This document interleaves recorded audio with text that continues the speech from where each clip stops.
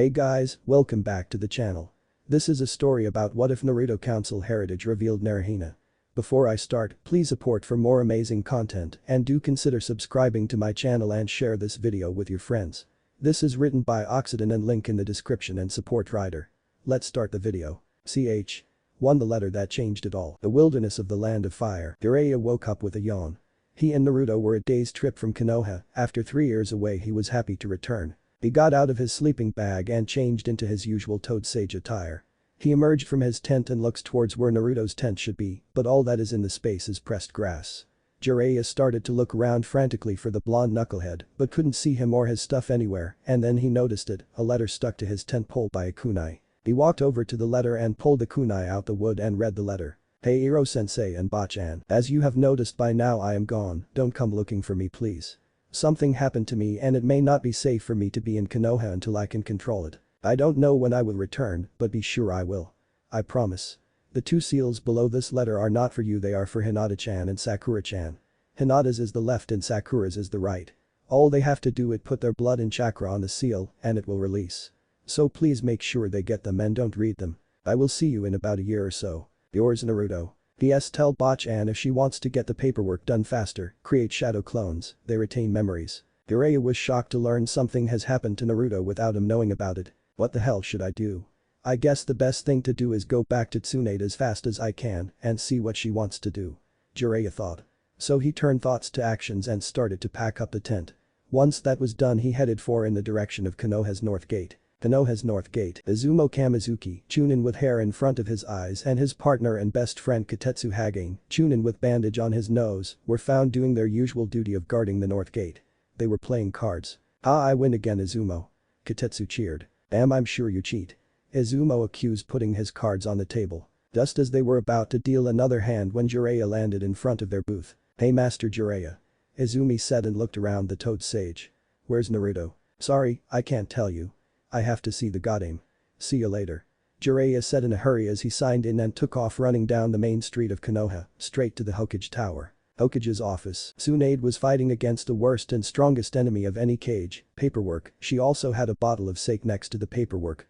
Without it she wouldn't stand a chance against the paperwork. It's times like this I hate Naruto and Jiraiya for talking me into taking this job. Tsunade moaned as she put the Hokage seal on yet another document while taking a swig of sake. Suddenly Shizune burst through the door.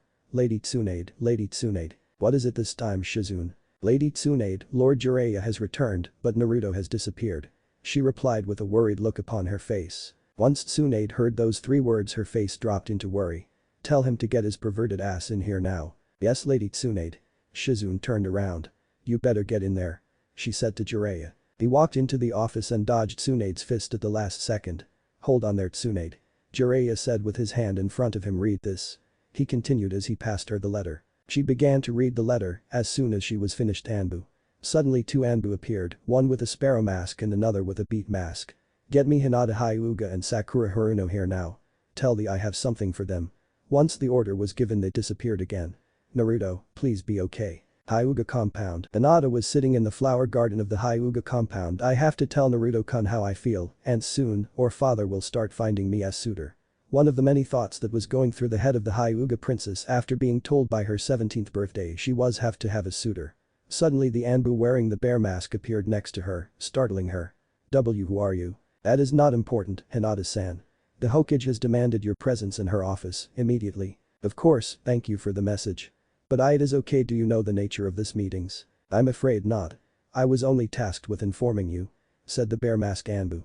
Not a second later the mystery man disappeared. I wonder what Hokage-sama would like to talk to me about. She wondered as she got up and walked out of the flower garden and to the front gate of the compound. I am going to the Hokage's office, if my father asks. She informed the 2 Hyuga gate guards. Of course Lady Hinata. They said in unison. The title upset Hinata slightly as she hated it, but she kept it in and continued on to the Hokage Tower. Meanwhile Sakura and Ino's apartment. Sakura was looking at the only picture of Team 7, the one with Naruto and Sasuke were snarling, Sakura was smiling, and Kakashi was smiling. Those were better times, Sasuke-kun and Naruto were still here, and I am not alone. I wish they would both come back and we can be a team again. She thought as she smiled sadly. Suddenly the sparrow-wearing Anbu appeared beside her, startling her. Sakura-san. Lady Hokage has demanded your presence in her office now. Why does sensei want to see me? I do not know. My only task was to inform you of what she has told me.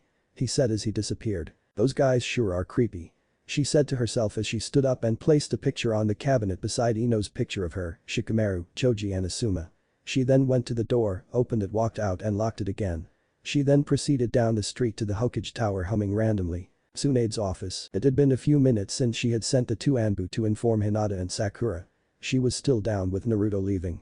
She was sitting on the couch in her office while she took Naruto's advice and formed shadow clones to do the paperwork with a bottle of sake next to her. Just then there was a knock at the door. "Come in," she said. In response, the door opened and the two young women she had requested walked into the office. "Ah, you two are here," she said to the two as she got up and walked to her seat, dispelled the clone and sat down. She turned to the open window. "Jiraiya, they are here, so get in here." Jiraiya then climbed into the window and stood next to Tsunade. "Hello girls," he said. Said girls looked at the Toad Sage, then looked around the office, then to each other and back to Tsunade. Hokage-sama, where is Naruto-kun?" Hinata asked. "Yeah, where is Naruto?" Sakura also asked. "Well, that is the reason you are here," Tsunade said as Hinata and Sakura's faces dropped as they imagined the worst. "No, he isn't dead." Hearing this, their faces lifted a bit. "He has gone off on his own for the foreseeable future. He left this letter." Tsunade then pulled out the letter from a drawer. "There is a seal for each of you at the base of the letter. Hinata, yours is the one of the left and Sakura the one on the right. Just put blood on the palm of your hand and place it on the seal and push some chakra in it," she explained. Hinata went first. She nicked her thumb on her canine tooth and spread the blood on her opposite palm. She then placed her hand on her seal and pushed some chakra into the seal. Suddenly there was a puff of smoke and a scroll was in the hand of Hinata. Then Sakura repeated the same thing and had a scroll in her hand. Hinata then unraveled her scroll and started to read it. "Dear Hinata-chan, sorry I won't be able to talk to you for a while. So for now I'll just write it. First, the whole thing about me being stupid was in Act 1, kept it from everyone to protect myself. Second, I never loved Sakura, I loved someone else, you. I have loved you since the first moment we met when I helped you from them bullies. I will talk more about it to you when I come back. And finally, there a written agreement made between your father and the fourth Hokage, which is to marry you to his firstborn son, me. But before the agreement was finalized with my name, the Nine Tails attacked the village. There is a seal under this letter with a veil of my blood in it. Go to your father and ask to see the agreement, as he, by law, has to keep them. When you get it, place my blood on the space for the groom's name. It will move and spell out my name in the space, confirming I am his son, and will mean me and have been engaged since before we were born, and it will become official if you do what I have said. It is entirely up to you. I will talk to you more about this when I get back to Konoha, just know I love you and will see you soon. I promise, and you know I never go back on a promise, as that's my nindo. Your fox, Naruto." Hinata was using all of her power just to stay conscious. "He actually loves me, he loves me," she screamed in her mind, and the first thing she knew she had to do was get her hands on that agreement to make Naruto her fiancé, but she didn't want to be rude to the Hokage and Master Jiraiya. While Hinata was reading her letter, Sakura was reading hers as well. "Dear Sakura-chan, I have never forgotten about the promise I made to you to get Sasuke back, but I have something to tell you. We planned him leaving. Me and Sasuke knew that Orochimaru wouldn't just leave Konoha alone after the old man died, so we came up with a plan to have Sasuke go and train under him so he can become more powerful and know what he is planning and when. I am sorry for deceiving you, but we had to. I will be meeting him every few months to get an update on his progress and what Orochimaru is planning. When I return, I will take you with me to see him the next time our meeting is due. Please stay strong and become more powerful so you can. I have seen you as a little sister to me. I know I asked you out, but I didn't want the person I really love to get hurt being with me, and I knew you would never go out with me, so it was safe to make people seem like I was in love with you. I'm sorry for using you, but I need her to be safe. So I will see you when I return. Naruto." She was slightly angry at the blonde for what he did, but she understood why he did it, and if he took her to see Sasuke when he returned, then he was in her good books. Seeing that both girls had finished reading their letter, she decided to talk again. "I hope the letter were able to provide some comfort for you. Naruto asked me in his letter to me not to ask what he wrote to you, so I'll respect that. You may go now and continue with your day. Oh, and Sakura training will be on tomorrow because of my new signing method." The girls then walked out the office and proceeded out. On the way, Sakura turned to her friend. "It looks like you got the man of your dreams, Hinata." Hinata bolted up and looked at Sakura. I don't can know what you mean, Sakura-chan. He told me in his letter about only asking me out to protect the girl he loved, and the only girl that I know that Naruto talks to and knows is you. So I guessed you were the girl." "Oh. I'm happy for you, Hinata. I've got to go, I'll see you later." she said as she turned and waved at the dark-haired girl who continued to the Hyuga compound. Hyuga compound, Hiyashi's study. Hinata knocked on the door to her father's study, where she knew he was. "Come in," came a man's voice from within the room. Hinata then slid the door open and walked in, kneeling down on a cushion across from the table of Hiyashi. "Good afternoon, father. I have a request for you." "What is this proposal, Hinata?" "It has come to my attention that a betrothal agreement was made for me before I was born and I was to the 4th Hokage's son. I would like to see it, please." Hiyashi's eyes widened slightly at this request. "Why would you like to see the agreement?" "Just to see it. I am part of the agreement, so I have the right. So please, father." To this, Hiyashi rose from the cushion and went to the bookshelf and pulled out a box. He placed the box on the table and knelt back down. He then opened the box and pulled out a scroll. Placing the scroll on the table next to the box and put the box on the floor next to him. He unrolled the scroll. On it was the agreement for Hinata to marry the firstborn son of Minato and Kushina. "Who is Kushina?" she asked. "Kushina Namikaze was the wife of Minato and your mother-in-law if their son was born. But he died with them on the night of the Nine Tails attack. Minato was a good friend of mine and Kushina a good friend of your mother." "Oh, okay." She then pulled out the letter from Naruto and repeated the process to unlock the seal on the letter as on the other letter. In her hand was a veil of blood. "Hinata, whose blood is that? And why do you have it?" "This is the blood of the son of Minato and Kushina. I believe he didn't die that night and had his last name changed. And the reason, I think that is obvious," she said as she took the blood and poured it on the space where the groom's name should be. After a few seconds the blood started to move and spell out a name. Hiyashi's eyes widened even more because of the name the blood had spelt. He knew what this meant. Hinata, however, was happier than she had ever been in her entire life. "Please don't let this be a dream," she thought. The name in the space was Naruto Namikaze. Chapter 2. The Return. Hokage's office, 1 year later. Tsunade was sitting on her couch as her shadow clones were doing her paperwork. She had not long since come back from training Sakura. "Man, this village is so boring without that blonde-haired idiot to run his mouth," she thought. Her mind continued to wander until there was a puff of smoke in the center of her office. She shot up ready to fight the intruder and her shadow clone dispelled from the shock but became confused when the smoke cleared and sat in the middle of the office was a three-tailed golden white fox the size of Orochimaru. "What are you doing in here?" Tsunade growled and glared at the kitsune. The kitsune turned its head to Tsunade. "I am a messenger of my master." "Your Tsunade sends you, got him Hokage?" "Yes?"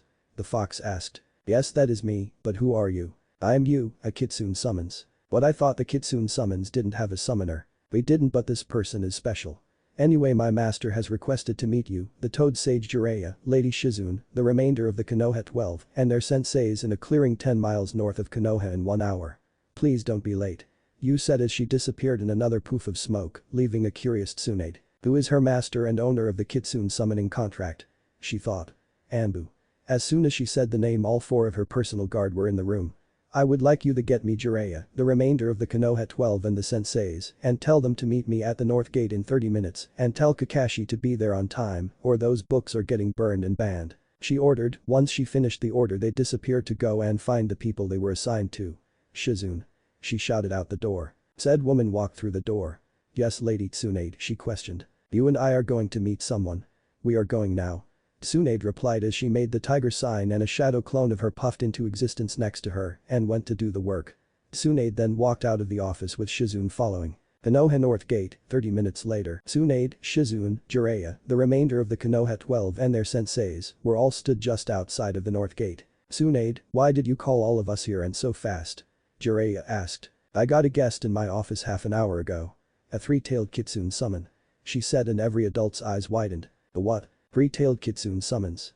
She appeared to give me a message that her master and owner of the summons wants to meet everyone here in a clearing 10 miles north of Konoha in 30 minutes from now," she answered. "So we are going to meet this mystery person?" "Yes." "Are you sure?" "Yes." Seeing he won't change her mind, he decided to just go along with it and just protect her. "Okay. Now that is sorted. I want Kiba and Orochimaru at the front just in case and Hinata and Niji at the back keeping an eye out in case of an ambush." Said people nodded to this and they set off to the clearing with Kiba and Orochimaru leading the pack with Hinata and Niji being up the rear. Clearing. After traveling for 25 minutes, jumping from branch to branch, they arrived at the clearing the person wanted to meet in. The reason they knew was that Yu was sat in the middle of the clearing. They landed in the clearing and Yu looked at them. "Hello, thank you for meeting my master. He will be here momentarily. I shall stay till then," Yu said as she laid down, keeping an eye on the group. The group had been waiting a few minutes for the mystery man to show up and they were getting rather impatient. Where the hell is the arrogant bastard? He told us not to be late and he is the one who is late. Kiba shouted. Suddenly a low growl was heard by the group, they all looked round to see you snarling and growling at Kiba. What did you say about my master? I said he is an arrogant bastard for tell us not to be late and he is. Kiba-kun, he isn't late, there are a few minutes until an hour. So please calm down. Hinata asked. Because of what she said he calmed down. She then turned to you. I am sorry for my teammate. But how long will your master be? It is okay. You said, bowing her head then raising it again. As for my master, he has just got here. When she finished saying this she turned and ran to a figure dressed in a green camouflage cloak and hood which was up to obscure his face, with an oak leaf connecting the cloak around him, and under the cloak was a black jacket that was zipped up, dark grey trousers and black sandals. She then jumped up to the figure whose fingerless glove-covered hand came out of his cloak to stroke the kitsune. So I'm guessing you are the master of this kitsune? Tsunade asked the figure. Well, I guess I am Bachan, said the figure in a voice that startled the entire group. The figure lifted his head from you to the group, then pulled down his hood to reveal a face they haven't seen in a year, a face with 3 whisker marks on each cheek, spiky blonde hair and ocean blue eyes. Long time no see, he said, smiling. An unknown source of courage erupted from Hinata when she saw the blonde ninja. Naruto-kun. She shouted as he ran and tackled the boy, who was laughing as her fell. It's good to see you as well, Hinata-chan, he said, then got close to her ear and whispered. So what is the nature of our relationship now? He whispered. This made her blush very hard and bury her head more into his chest. She said something into his chest he couldn't make out. What was that, Hinata-chan? She raised her head and whispered just loud enough for Naruto to hear. We are engaged. Great. Well, I think I better give you this then, he said as he reached into his pocket and pulled out a ring with 3 purple zircon and put it on Hinata's left ring finger. Hinata Hyuga, will you marry me? Yes. Yes. Yes. She said as she hugged him tighter. Ahem. Tsunade coughed at the two. Both looked at her and stood up, but Hinata hid her left hand to hide the ring for now. Okay Naruto, do you mind explaining where the hell you have been for the last year? She asked the fellow blonde. Okay, so it started with something happening to me the night before I left. My eyes were burning and Kurama was telling me because for him being sealing inside me since I was newborn I gained a special something, but I will tell you about that after this. He then turned to Jiraiya. Hiro-sensei, you may know what the cloak means, but he's another clue, the cloak to meld and the bow to fight. Hearing this quote got Jiraiya's attention. No way. You are part of their group? To which Naruto nodded and Tsunade looked at her fellow senin. What is that supposed to mean, Jiraiya? She asked slightly angry. Tsunade, I think I have to retire as Konoha's spy master, he stated to the group's shock. What? Naruto is part of a group known as the Ranger Corps. I think you know who they are. They have the best spy system in the world. They can get into anywhere. Ranger Corps? I thought they were a myth. No, they are very real. Naruto interrupted. How did you get in? Jiraiya asked. Family. Naruto answered with one word that confused everyone. Family, Naruto, your parent and their families are dead. Tsunade informed, sadly. Wrong, one member defiantly exists and maybe 2 more, but I have to confirm that soon. But Naruto, you don't know who your parents are. Kakashi said. Wrong again. This answer made Tsunade, Jiraiya and Kakashi flinch slightly. My father is Minato Namikaze and my mother is Kushina Namikaze, or as she was known before she was married, Kushina Uzumaki. So you know. Jiraiya said with a lowered head. Yeah, they told me as they put some of their chakra in the seal so I would see them. Anyway, we can discuss this later. Who was the family member who got you into the Ranger Corps? Jiraiya asked. My mother twin sister, Lilia Uzumaki. Once the name was said, another figure dressed like Naruto but was shorter and a woman. She took off her hood to reveal a face, the spitting image of Kushina. Wow. Tsunade said. I always thought Kushina was an only child. No, I joined the Ranger Corps when I was 11. I was picked by my master. Anyway, back to what happened to me. Naruto said to get back on track. I have learned of my bloodline. Bloodline? I thought there wasn't an Uzumaki bloodline. Tsunade asked. Yes, there is. It is chakra manifestation. The woman of the Uzumaki can create chakra chains, whereas the male's Naruto the stuck out his hand as a blue bow manifested out of chakra. Create weapons. The group looked at Naruto with amazement. So this is what happened with Kurama, you learned your bloodline? Tsunade asked. No, I learned this at the Ranger Corps, that's to Aunt Lilia. Naruto said. What happened was this. He closed his eye for a few seconds, but where his ocean blue eye were red eyes with slits. This is my second bloodline, I call it the Kitsugen. Wow. Jiraiya said. What do these eyes do? Seals. Any seal I have learned I memorize and all I have to is say the name and it will appear on the palm of my hand. Then I can place it on anything. Watch. Explosion seal. He said as he placed his hand on ground. Once he removed his hand, a second later the seal was on the floor. Everyone saw what he did in amazement. Okay, so now to the final part. Tsunade-san and Jiraiya-san, could you come here please? Naruto asked. Something must be important by calling us by our names. Tsunade thought as she and Jiraiya stepped forward. Okay, can you turn around and face the group? They complied and faced the group. And, look, just as I thought. I have to do this. Do what, Naruto? Tsunade asked. I'm sorry. Naruto said as he placed both his hand on both their heads. Destroy. He shouted as Tsunade and Jiraiya collapsed to the ground. Naruto looked down to the two. I'm sorry. End of chapter 2. Chapter 3 Family Clearing. As soon as Tsunade and Jiraiya's bodies hit the floor, all of them except Naruto, Hinata and Lilia readied their weapons and aimed at Naruto.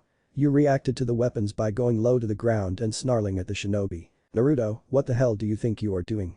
Sakura shouted, ready to punch him if he gave her the wrong answer. Whoa, whoa. Hold up, they're only unconscious.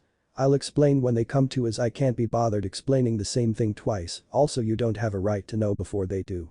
Naruto said, holding his hands out and waving. The ninja then put down their weapons but kept on alert. After a few minutes the two senin regained consciousness. They both stood up, rubbing their heads and groaning.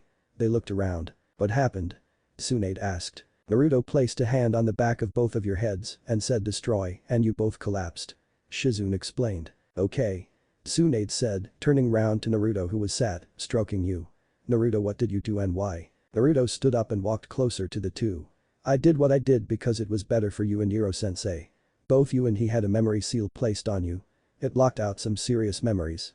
Bachan, think but to the time just before you met Dan and Iro-sensei, think back to just before you got sent on your spy network mission for the first time. Both looked at each other, puzzled. They then begun to think back to the time. Naruto said. Their reactions were different. Jiraiya had a happy expression, whereas Tsunade had a mixture of a happy and devastated one. What is the meaning of this, Naruto?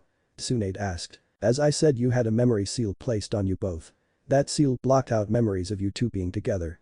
This news shocked everyone present except Lilia. You two were together for about 2 years. What? Tsunade exclaimed. I wouldn't go out with that pervert. Thanks, Tsunade. Jiraiya said, deadpanned. Oh, that's not the most important news. Naruto said. He looked straight into Tsunade's eyes. You were pregnant.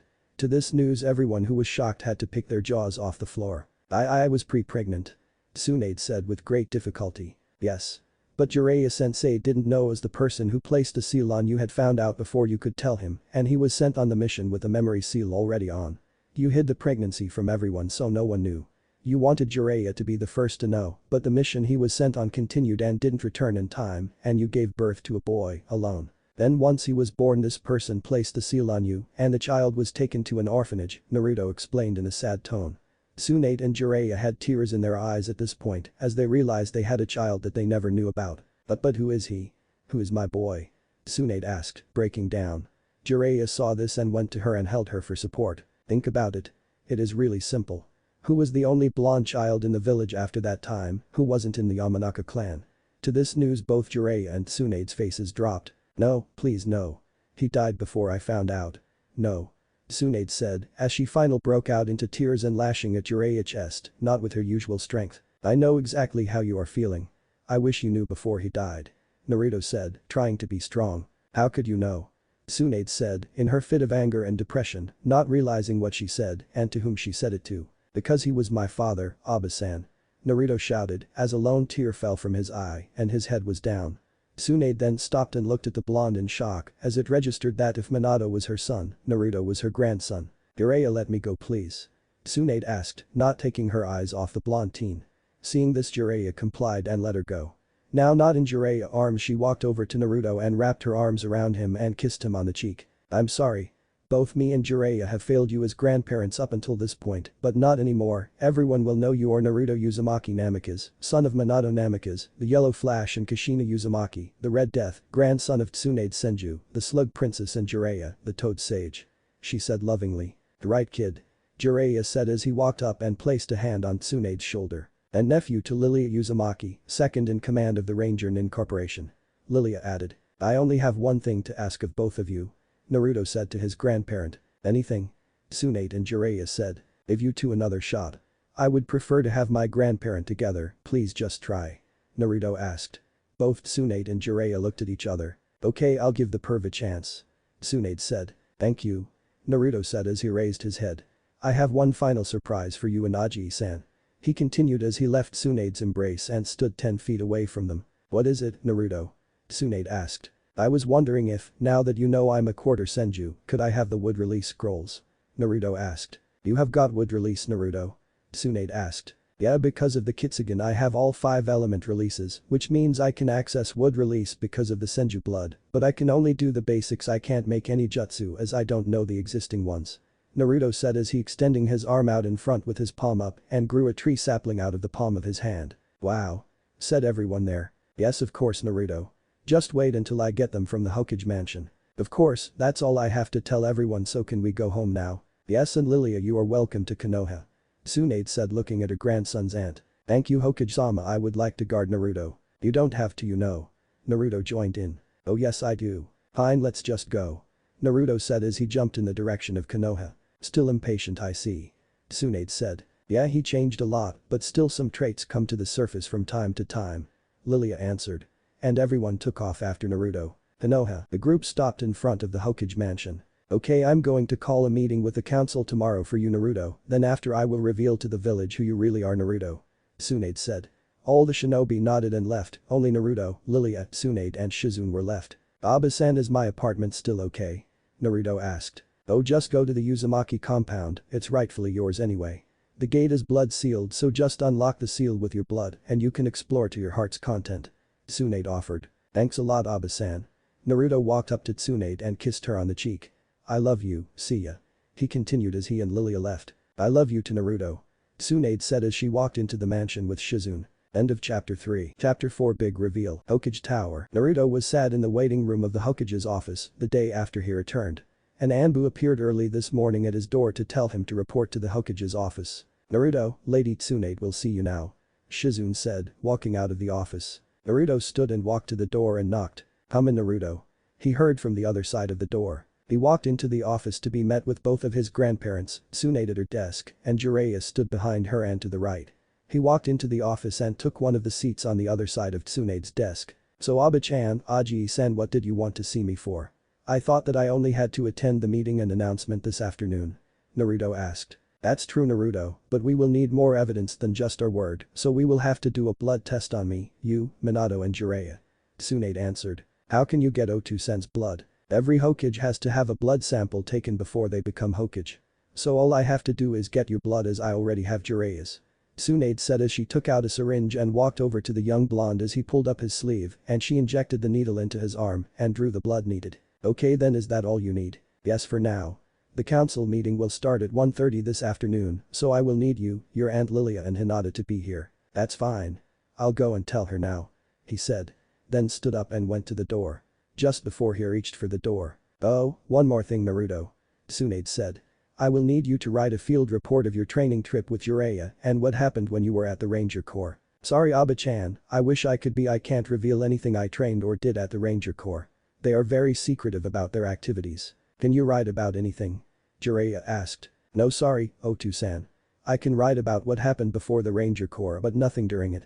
That's the best I can do. Okay, Naruto, I won't ask you to betray them.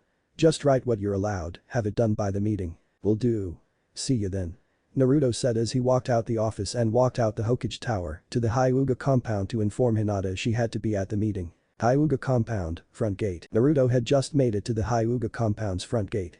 There were 2 of the branch family Hyuga guarding the gate. Hello, I'm here to see Hinata. Naruto said to the guards. The 2 guards looked at Naruto with slight disdain. Why do you need to see Hinata-sama?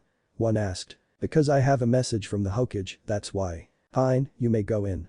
The second said. Naruto walked past the 2 and through the huge compound to the main house. He entered the house and asked a passing Hyuga where Hinata was and was pointed to the dojo. Naruto thanked the Hyuga and made his way to the dojo. Hinata was sparring with her younger sister Hanabi with her father and grandfather watching.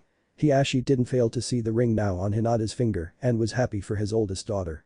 Weirdly, both Hanabi and her grandfather hadn't noticed. Hinata's skills had improved drastically over the last year, ever since she found out she was engaged to Naruto.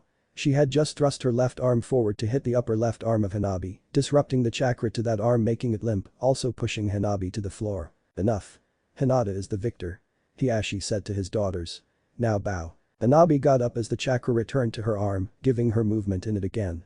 The two bowed to each other and then faced their father and grandfather. Hinata, I am very proud of the progress you have made over this last year.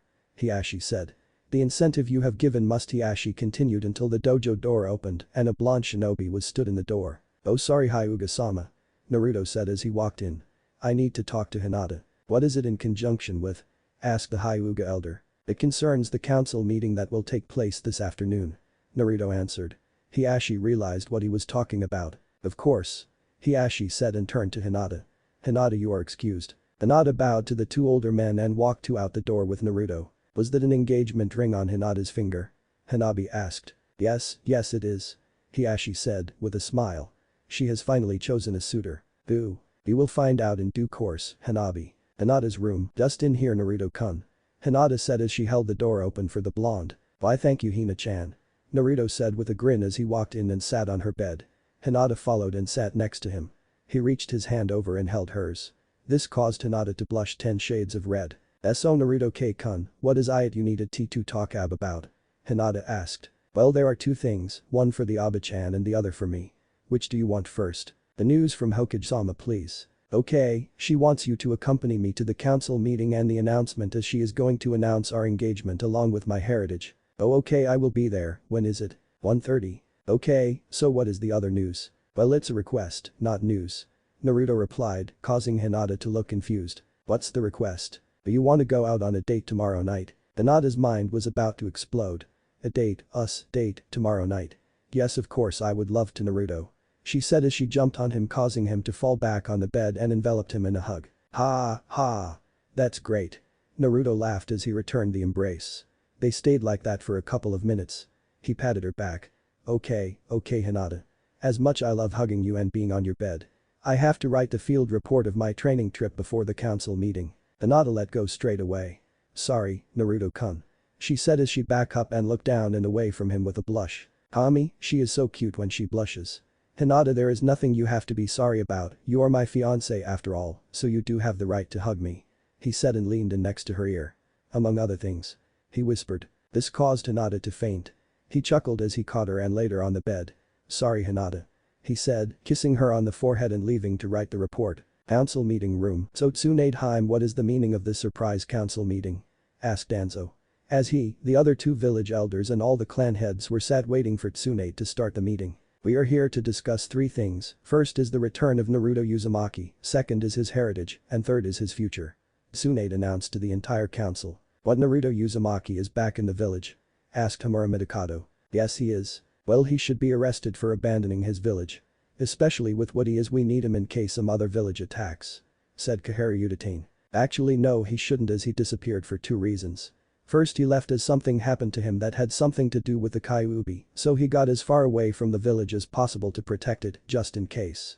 And second he found a family member. Tsunade said as a matter of fact. What happened to Naruto? Shikaku Nara asked, with a mixture of concern and boredom. Why doesn't he just show you? Tsunade asked as she walked to the door and opened it. You can come in now. She said to the person or people on the other side of the door. She then walked back into the room with Naruto and Hinata. Tsunade walked back to her stand in front of the other council members with Naruto and Hinata stood beside her. She turned to Naruto. Okay Naruto, show them the reason you left. Naruto nodded to this request and closed his eyes. He kept them closed for a couple of seconds, then reopened them to look at the council members through his Kitsugan eyes. These eyes shocked everyone in the room except Hinata and Tsunade. Danzo hid his surprise better than others. This is why I disappeared. This Dojutsu is called the Kitsugan and is one of my Kekkei Genki. He said as continued to explain the Kitsugan and he raised his palm to the council and made the seal for the explosion seal appear on his palm. The second reason I left also ties to my second Kekkei Genki. Naruto continued. Aunt Lilia. He shouted to the ceiling. Just then Lilia appeared in a blend mirage. Once she had fully materialized, she took her hood down. The council were in shock once again at the likeness between Lilia and Kushina. By the look on all your faces I see you realize I was related to Kushina Uzumaki. I am her twin sister, Lilia Uzumaki. As my aunt Lilia just said she is Kushina Uzumaki's sister, or should I say my Ka-san sister. Naruto stated. So as I know of my Uzumaki heritage I also know of its Kekkei Genki. Naruto then proceeded to explain about his and the Uzumaki Kekkei Genki and materialized a chakra bow in his hand. So we have been told about the return of Naruto Uzumaki and his heritage, so what is the news about his future? Danzo said. Actually Danzo, there is something else to do with Naruto's heritage we had to discuss. Tsunade said. And what is that? Read the paper that is on each of your desks. Tsunade said as each council member picked up the paper and read it. What does a DNA test have to do with anything? Well, the top one is Naruto's and the one below it is Minato Namikaze's. As you can see, that proves Naruto is his son. Which the elders knew about. Tsunade explained. Okay, but there are two other, and they say that they are a similar match to both Naruto and Minato, so what do these DNA samples belong to? Inochi Yamanaka asked. I'm glad you asked that. Those two belong to myself and Jiraiya. She said and had a little pause to let this information sink in. All the council members were shocked for a third time. Yes, me and Jiraiya are Minato parents, which also makes us Naruto's grandparents. But how you two were never together and you were never pregnant, Tsunade Haim? Homura wondered. Tsunade then went on to relay the information and memories Naruto had informed her about. The only thing me and Jiraiya don't know is who did it. Only Naruto knows. Tsunade continued. Yeah, I will tell you and Otu-san later in private. These people have no right to know. Naruto said. Who do you think you are talking to, boy? We are the village council, we have a right to know. Homura scoffed. But then whimpered at the killing intent that suddenly came into the room. I would highly advise you not to talk about my grandson like that. Tsunade growled. Also, you don't have any right as scenes as how Naruto is my grandson, he is part of the Senju clan, so it falls under clan law and the council don't have any say in the matter. Oh, that reminds me. Aba-chan, I would like to change my last name to Uzumaki Senju. But I would like to stay in the Uzumaki compound. But rename it the Uzumaki Senju compound. Naruto requested. Of course. Tsunade replied. It will be official after the announcement. Thanks. Okijama, I would like to propose that scenes as how Naruto is the last Uzumaki Senju we enforce the Kra. Kaheru proposed. Yes, she is right. Danzo and Homura agreed. No way in hell. Naruto said. Hiashi was just as pissed of the fact his daughter would be one of multiple wives, but calmed down a bit when Naruto exclaimed this. I'm already engaged and I am not betraying her. You will be boy and she will be one of your wives. Danzo argued. Who is your fiancé anyway? Hinata Hyuga. Naruto said as her reached for Hinata's hand and held it. Perfect, your children will be powerful. Danzo commented. I also think Ino Yamanaka and Sakura Haruno will be good wives as well. He continued, causing a pissed-off expression to appear on Inochi's face. So you will be married to these three and have one child by each within a year. Danzo finished.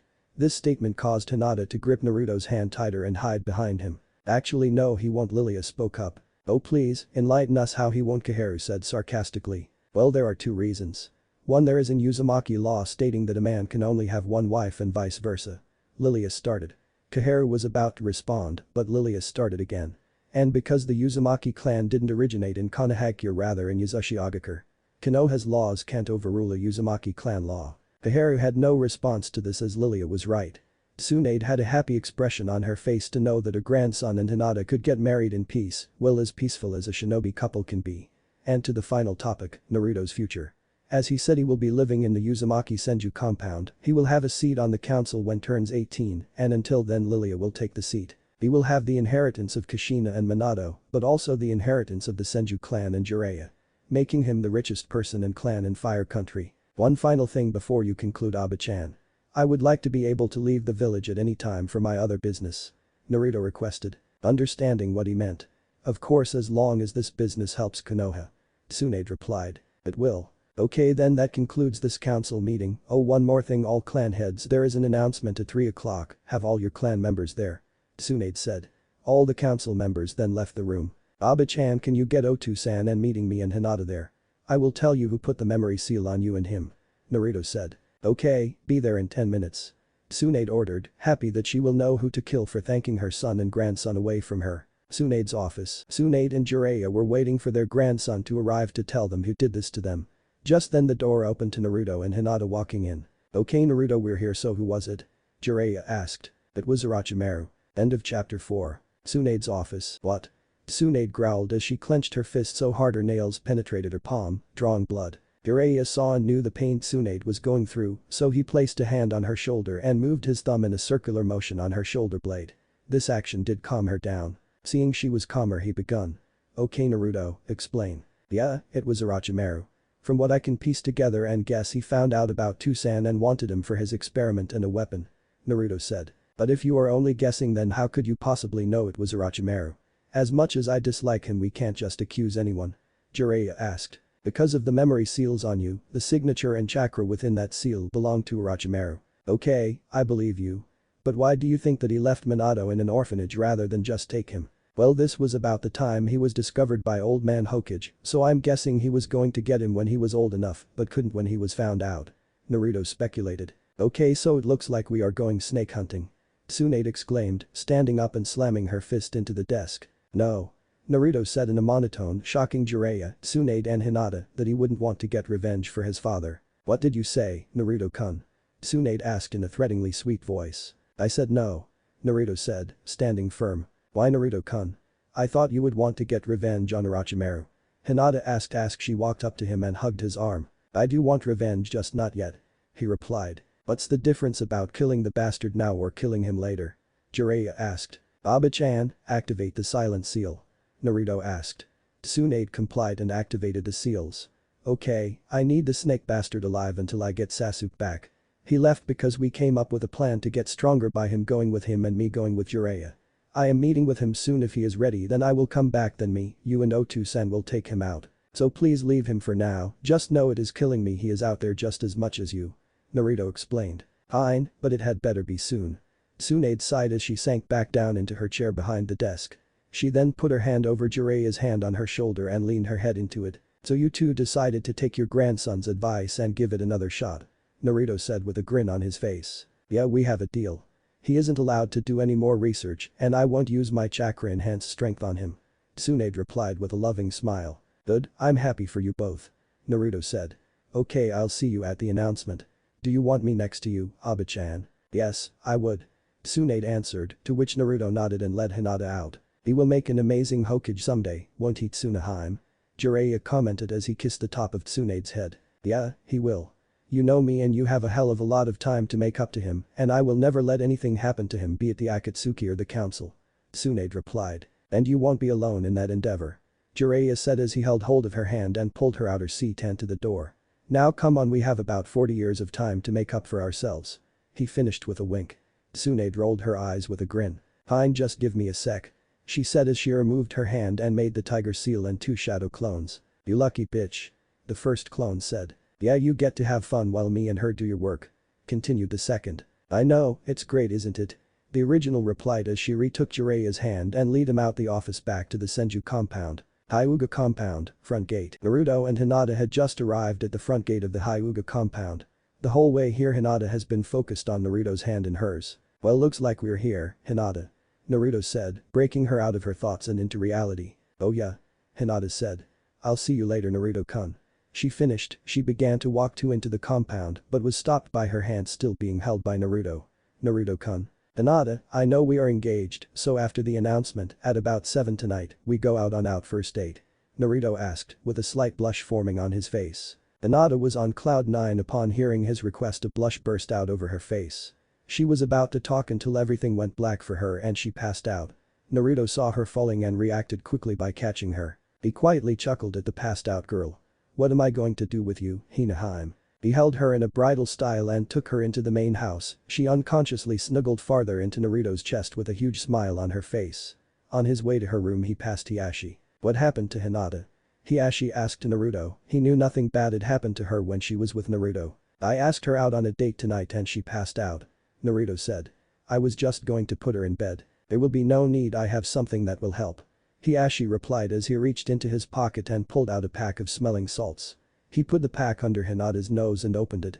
The smell from them went into her nose. A second later she fidgeted in Naruto's arms and opened her eyes. What is that smell? Hinata complained, but then noticed she wasn't outside anymore and she wasn't on the ground but being carried by someone. She followed the arms to look directly into Naruto's eyes. Afternoon, sleepy. He said. Being in this position caused Hinata to blush. Naruto then looked at Hiashi. I'll have to get some of them. He said with a laugh. It would seem, by the way, you can put her down now. Hiashi said, going into father mode. To which Naruto complied and let her stand. Well, I'd better get going. Naruto said as he started to walk out but turned. I'll pick you up at 7, Hinata. He called back then continued out of the house. I am going on a date with Naruto-kun. Hinata screamed in her head then rushed into her room to find something to wear. Ha, young love. Hiashi commented as he continued with his business. Hokage Tower. The entire village had gathered in the square outside of the Hokage Tower for an announcement. Both civilians and shinobi were in attendance. On the roof of the Hokage Tower were Tsunade, Jiraiya, Naruto, Kaharu, Hamura and Danzo. Tsunade walked up to the stand in front of the crowd. "Good afternoon Konoha, I have asked you all to gather here today to inform you of information that has come to light about Minato Namikaze and Naruto Uzumaki." This caused commotion to break out within the crowd. "Silence please. As you all know, Minato Namikaze was an orphan, however it has come to my attention that Minato was in fact the son of myself and Lord Jiraiya." Tsunade then went on to explain the situation between the Sennin and Minato, except she left out the part about Orochimaru being the culprit. "So as he was my son, Minato will be renamed Minato Senju," Tsunade informed. She then turned to Naruto. "Come here Naruto." Naruto then walked up beside her. Now this information is about Naruto. He is the son of Kushina Uzumaki and Minato Senju. This caused a huge commotion in the crowd.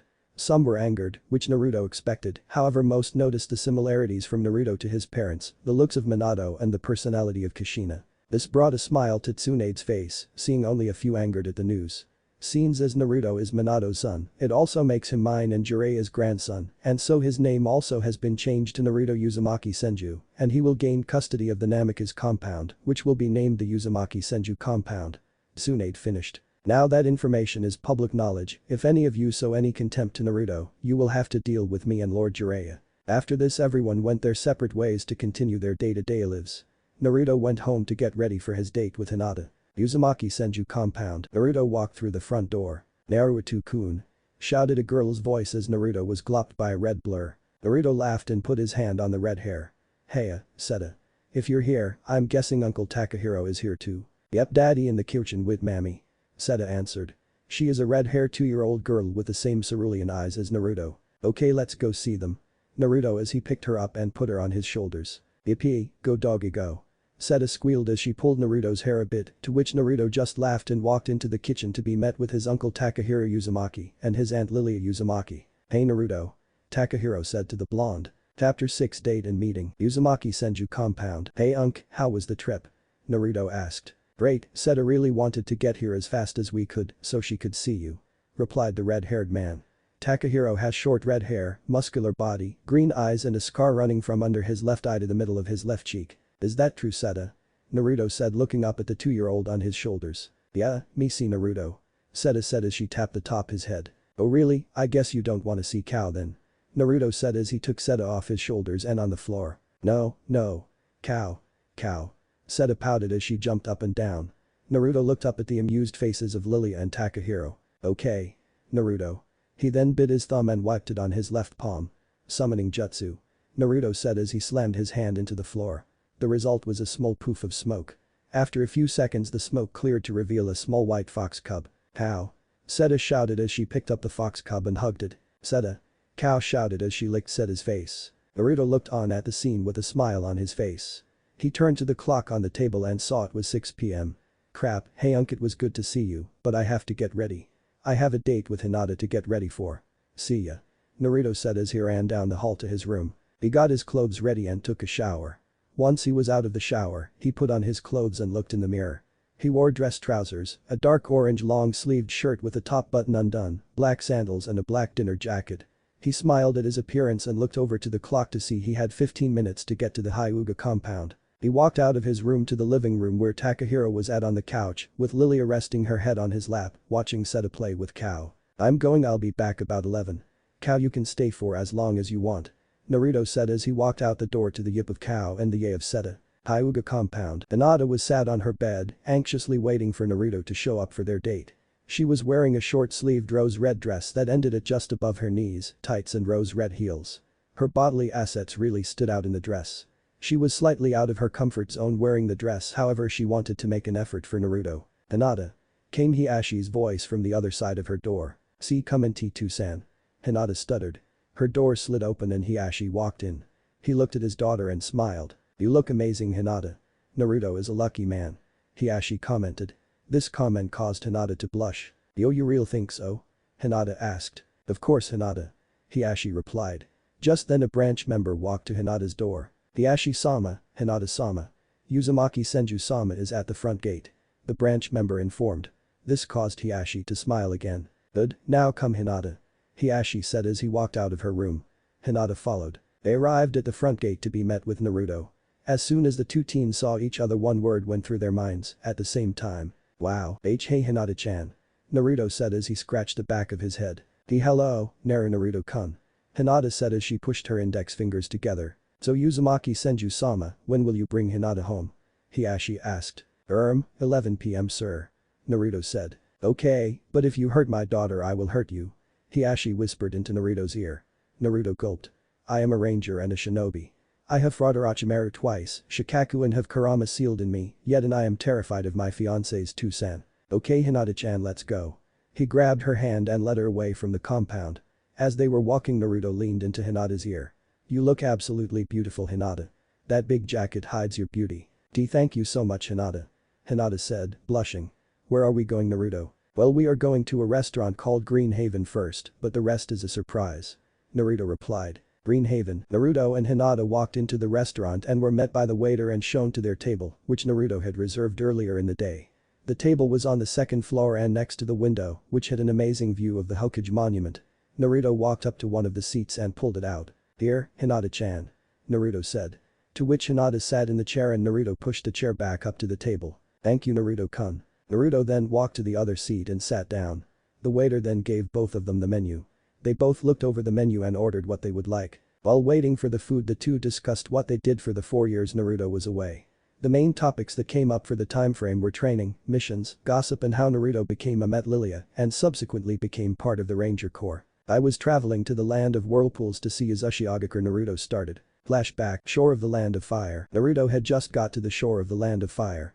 He looked out to the sea and could see the island known as the land of whirlpools. However, there was something bothering him. I thought you said that the land of whirlpools is surrounded by whirlpools. Naruto asked, to what seemed no one. It should be, that is what made it hard to get to. The only way for the whirlpools to not be here is they have been deactivated from inside Uzumaki, that means someone is in there. Said Kurama. Okay, so it looks like we are going to have to watch out backs. You ready? Naruto said with a smirk. Yeah, let's go. Naruto then started to walk over the sea to the island. Uzumaki. Naruto was walking through the ruins of his family's village. He was searching for the clan house of the Uzumaki clan, while Kurama was keeping a lookout if there were any unknown chakra in the area. Naruto continued to walk down the road he was on until he saw the symbol of the Uzumaki clan, the Uzumaki spiral. Just as he placed a hand on the symbol, Kurama felt chakra similar to one he hadn't felt in 15 years. Impossible. Kurama growled. Hearing this, Naruto turned around and was met with a kunai to his neck. Ha, been some time since someone got the drop on me. Naruto said to the cloaked figure in front of him. What are you doing here? The cloaked figure asked. What business is it of yours what I am doing here? Naruto retorted. Considering you are on my family's grounds I have every right. The cloaked figure growled. This information shocked Naruto a bit as he was led to believe he was the last Uzumaki. What did you say? I said this is my family's ground, you little punk, you know. No, there is no way. Kurama growled. She is dead. What's up with you? Naruto spoke to the fox, mentally. She just said you know. Do you remember someone else who said that? Kurama answered. Suddenly realization hit Naruto and he looked at the hooded figure and saw, in the shadow of the hood, red hair. Kaka-san. Naruto said. How? You died. This confused the hooded figure. What the hell are you talking about? Ka-san, it's me Naruto. Remember your son. Naruto said, with a lone tear in his eye. What are you talking about, kid? I don't have a son. But my Ka-san always said you know at the end of her sentences, she was born in this village and she has red hair, which I can see you have. This statement hit the cloaked figure like a ton of bricks.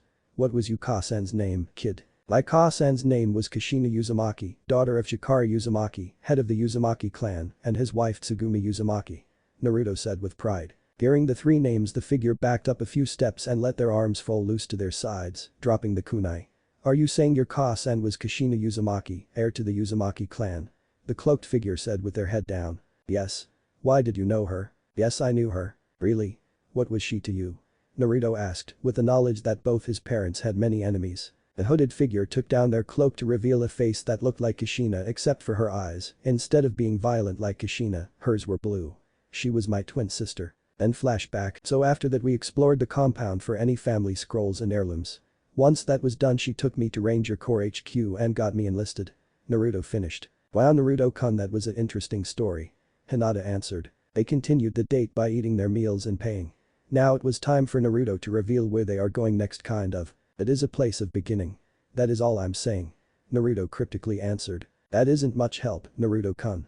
Hinata said in a pout. They continued walking until they came to the academy. They walked past it and into the wooden area just outside the walls of the playground. They continued walking through this wooded area until they came to a very small clearing. Upon seeing the clearing, realization hit Hinata as the riddle Naruto gave her made sense. It is a place of beginning. You were talking about the place where you and I first met. Hinata said. Naruto smiled and looked down at her. Yep, this is the place them three bullies were bullying you for being a Hyuga and I tried to help. Which didn't end well for me now that I think about it. Hinata giggled at this. Maybe. But that day was the day I started to admire you for standing up of people. Hinata said. They both walked to the center of the clearing and lay down on the grass. Hinata lay with her head on top of Naruto's shoulder and Naruto with his arm around her. They both just lay there looking at the stars. As time went on, Hinata had fell asleep on Naruto. Naruto looked down at the peaceful face of Hinata. Not wanting to wake her, he maneuvered her in himself so he was stood, carrying her bridal style. He kissed her on the forehead and started to carry her back to her home. Hyuga compound. Naruto had just arrived at the front door of Hinata's house when the door opened, with Hiashi stood in it. Hello. Hiashi said. Hi, Hinata fell asleep and I didn't want to wake her, so would I be okay if I take her to her room? Naruto asked, a bit nervous. Of course. Hiashi said, moving out of the way so Naruto could get in. Naruto continued a bit down the hall when he heard. Don't try any funny business. Naruto got to her room and opened the door. He walked into her room and placed Hinata gently on the bed and stood back up. With the loss of Naruto's warmth, Hinata woke up and looked up at Naruto. Hey sleepyhead. Hey. I have to be going Hinata, but this was an amazing night and we will do it again sometime. Naruto said as he leaned down and placed his lips on Hinata's. They began to kiss, putting all their love into it. This lasted a minute before both need air. Good night my Hime. Naruto said as he walked to the door. Good night my ranger. Hinata replied as Naruto closed her bedroom door. The outer wall of Tsunade. Two figures were hidden in the shadow of the huge sand walls. Both dressed in a black cloak with red clouds. Are you ready to do this, Sasori my man? Said the blonde, standing upright. Just stick to the plan Deidara and don't keep my waiting too long. You know I hate waiting. Replied the short hunched one and named Sasori. I know we will have the one tail soon. Deidara said and he took out some clay and placed it in a mouth in the palm of his hand. After a few seconds the mouth spat the clay back out in the shape of an owl. Deidara placed the owl on the ground and watched at it grow to extraordinary size. Deidara jumped on the back and took off over the wall to fulfill his mission. Height plays out the same as canon. Tsunade's office, next day afternoon. Naruto, I think it is time to test your skills so I can work out what level you are on. Tsunade said to her grandson. Okay, so when do we begin? Naruto asked, eager to fight. Just as Tsunade was about to answer, a shinobi buzzed through the door and a ranger materialized into the office. Okizama. Kuroku Kitsune. The shinobi and the ranger shouted at the same time. Naruto flinched at the name. Kuroku Kitsune. Tsunade asked. Long story. He said, then turned to the ranger. What? Gaara has been kidnapped. The ranger said. Naruto's eyes narrowed. By who? Naruto asked, but already knowing the answer. By two men in black robes with red clouds. Tsunade said, read in the scroll the shinobi had given her. The Akatsuki. Naruto growled. Chapter 7. Trek the desert. Hokage office. When did he get taken by them? Naruto asked. Last night, someone attacked Suna. Gaara defended Suna to the best of his ability, but had to take the brunt of an attack to protect the whole village. Tsunade read out loud. Just like what the Kazekage will do. Sacrifice himself for the good of the village. Naruto said with a sad smile, remembering what Minato did for Konoha. Sir, the members that kidnapped Gaara was Deidara of Iwagakure and Sasori of Tsunade. The ranger informed. Okay, they aren't too tough compared to the other members. Tell the commandant that he doesn't need to deploy the other Kuroku. I will do this myself with some Konohan in. However, tell him I will send a messenger with information and a location of when I will need them in a few weeks. Naruto told the ranger. The ranger then dematerialized. Naruto then turned back to Tsunade. Occiden, I want to take this mission. I also was Sakura for healing, as no doubt if Sasori is involved someone is poisoned. I need Hinata for tracking and for recon and Kakashi sensei to lead this mission. Naruto said until he remembered something. Wait, isn't Temari in the village? Tsunade thought for a second. Yes, she is. Okay, then have her and the team meet me at the village gate as fast as you can. Also when I get back I will explain about the Kuroku. After all, you and Otu-san will be fight with them, and I, Naruto said as he jumped out the window. This action caused Tsunade to smirk. So he has taken after his Otu-san.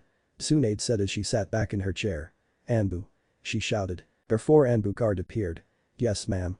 They said in unison. Tell Sakura Haruno, Hinata Hyuga, Kakashi Haddock and Temari no Sabaku to meet at the village gate straight away and give Temari this scroll. Also tell Kakashi he better be on time, Tsunade ordered, giving one of the Anbu a scroll. They then disappeared. Village gate, 20 minutes later, Naruto and his team just got to the gate. Okay, so Gaara has been kidnapped and we are going after him.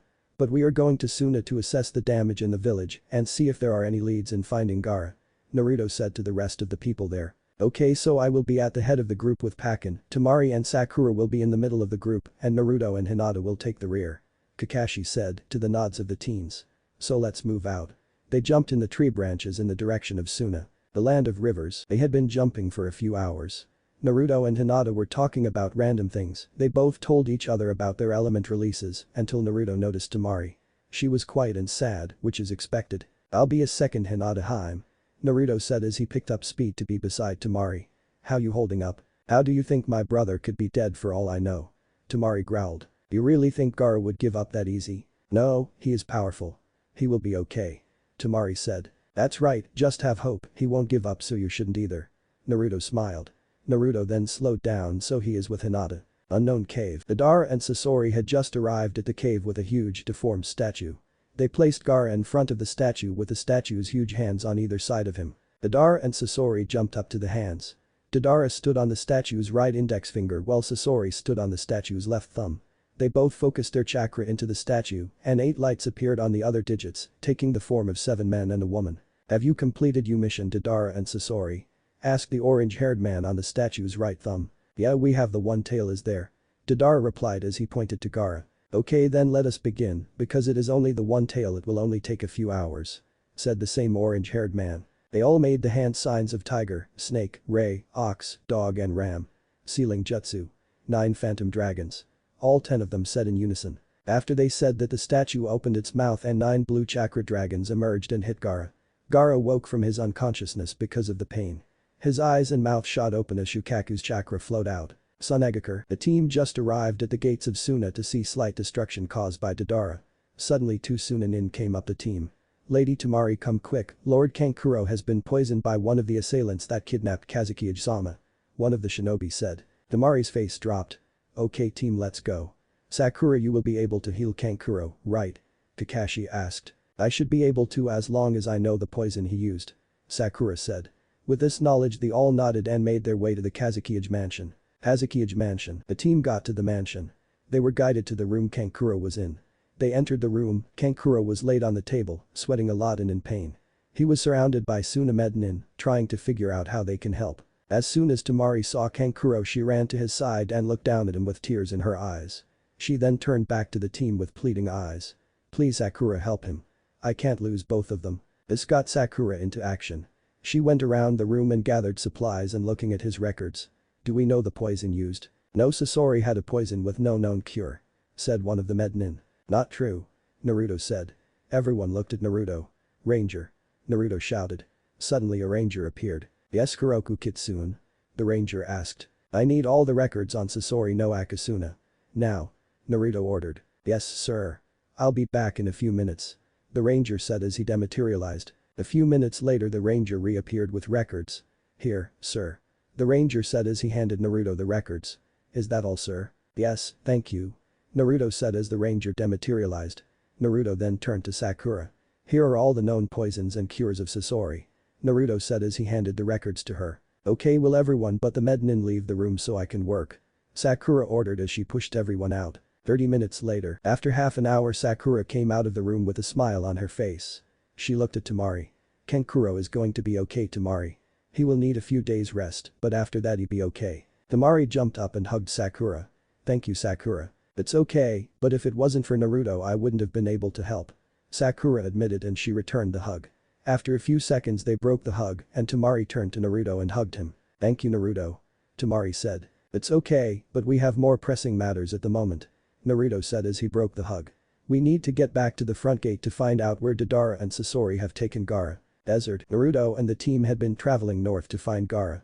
One of the Suna elders, Chio, decided to come along when she heard one of the assailants was her grandson Sasori, and Temari decided to stay with Kankuro as she knew she would just get in the way in this sort of battle. They were going to use Hinata's Byakugan to follow the chakra trail, However, it had been too long, and the chakra had dispersed. Lucky Kurama can feel Shukaku being extracted from Gaara, so they followed Naruto. Outside the unknown cave, they had been traveling for a few hours and had arrived at a huge boulder in the cliffside with a huge torii in front of it. "Kid, you have to hurry up, Shukaku is almost gone," Kurama said. "We have to hurry, Gaara won't last much longer."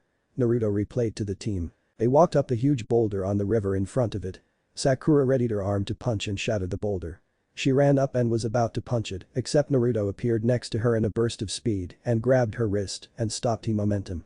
Sakura looked at Naruto angrily. "I thought you said we have to hurry, so why the hell did you stop me?" Sakura growled. "Look at the center of the boulder, there is a seal. At the moment we don't know what that seal does," Naruto said. Naruto then walked up the boulder to the seal. He concentrated on the seal and his eyes started to change. In a whirlpool-like transformation, his cerulean blue eyes changed into the blood-red slided Kitsugen. "Fuck. This is going to take a while to sort out," Naruto said, loud enough for the team to hear. "What is it, Naruto-kun?" Hinata asked. Naruto jumped down from the boulder and landed near his friends. "That seal is only a fifth of the whole thing. It is known as a five-pointed barrier seal," Naruto explained. Chapter 8. Puppet Pummel. Unknown cave. "Someone if trying to get into the cave," the orange-haired man said. "Yeah," Deidara said. "Itachi, kiss him, we don't need you now, go and back up Deidara and Sasori. Finally some action." The humanoid shark, Kisum, said. "Yes," said the black-haired Itachi. They both then disappeared. Outside unknown cave. "Five-pointed barrier seal?" Sakura asked. "Yeah, that is only a fifth of the whole seal. They are spread out over an area and protect whatever is in it," Naruto explained. He then looked up at the seal. "Kurama, how long do we have?" Naruto asked. "Not long, about 5 minutes at the most," Kurama explained. "We won't have time to take out this seal and get Gaara in time." As if by some divine intervention. "Yosh," was heard from above the team. They looked up to see Team 9. "I never thought I would be happy to hear that," Naruto smirked. Team 9 landed on the water. "Kakashi, my eternal rival," Guy shouted, with a thumbs up. "Naruto, my eternal rival," Lee shouted, mimicking Guy. "Hey guys," Tenten and Niji said. "You guys and girl are just in time. We need you to go and remove 4 seals that are around this area." Naruto started and made the tiger seal, and 4 clones appeared, all with Kitsugen. "Follow these clones and you will be able to find them. You have UCOM systems, right?" Niji then pulled down his collar to reveal a mini microphone and speaker attached to a collar. "Of course," Niji said with a smirk. He then took of his pack and pulled out a spare comm system and throw it to Naruto. "Right, go clones," Naruto said as he put the collar on. Each of the clones then walked up to one Team 9.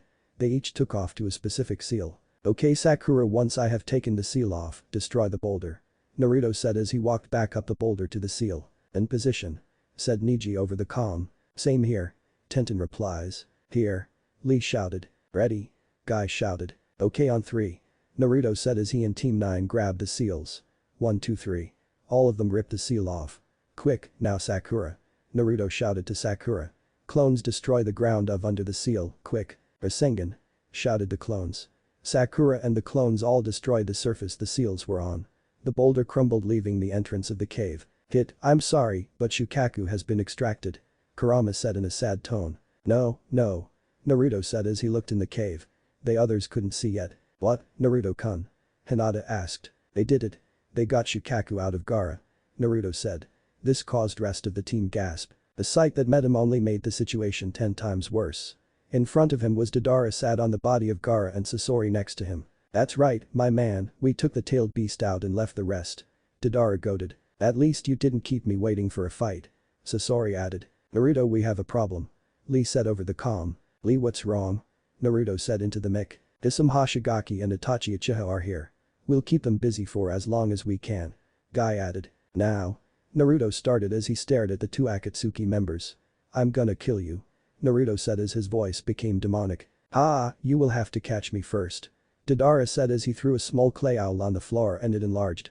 Deidara jumped on its back and it picked Gaara's body up with its tail and flew towards the opening. "Oh hell no," Naruto said as her jumped and grabbed the foot of the owl as it flew out of the opening and down the fissure. "Hinata, you go after Naruto and back him up," Kakashi said. Hinata nodded and turned around and took off after Naruto and Deidara. "Okay Sakura, Chiyo. It's up to us to take out Sasori," Kakashi said as he, Sakura and Chiyo got into a fighting stance. "Ah, Granny Chiyo, are you ready to be added to my collection?" Sasori remarked, pushing his arms and tail out of the cloak, ripping it to reveal a face mask under it. What the hell is that? Sakura asked. That isn't Sasori's real body, it is a puppet called Haruko. Chiyo explained. So his real body is inside the puppet. Kakashi added. Yes. So we have the advantage, right? As you seem to know a lot about it, Lady Chiyo.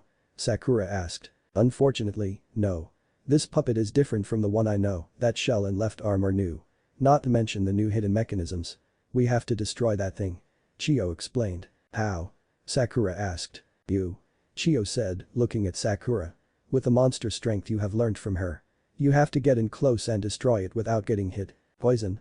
Sakura said. Yes. As you know, the smallest cut can be fatal.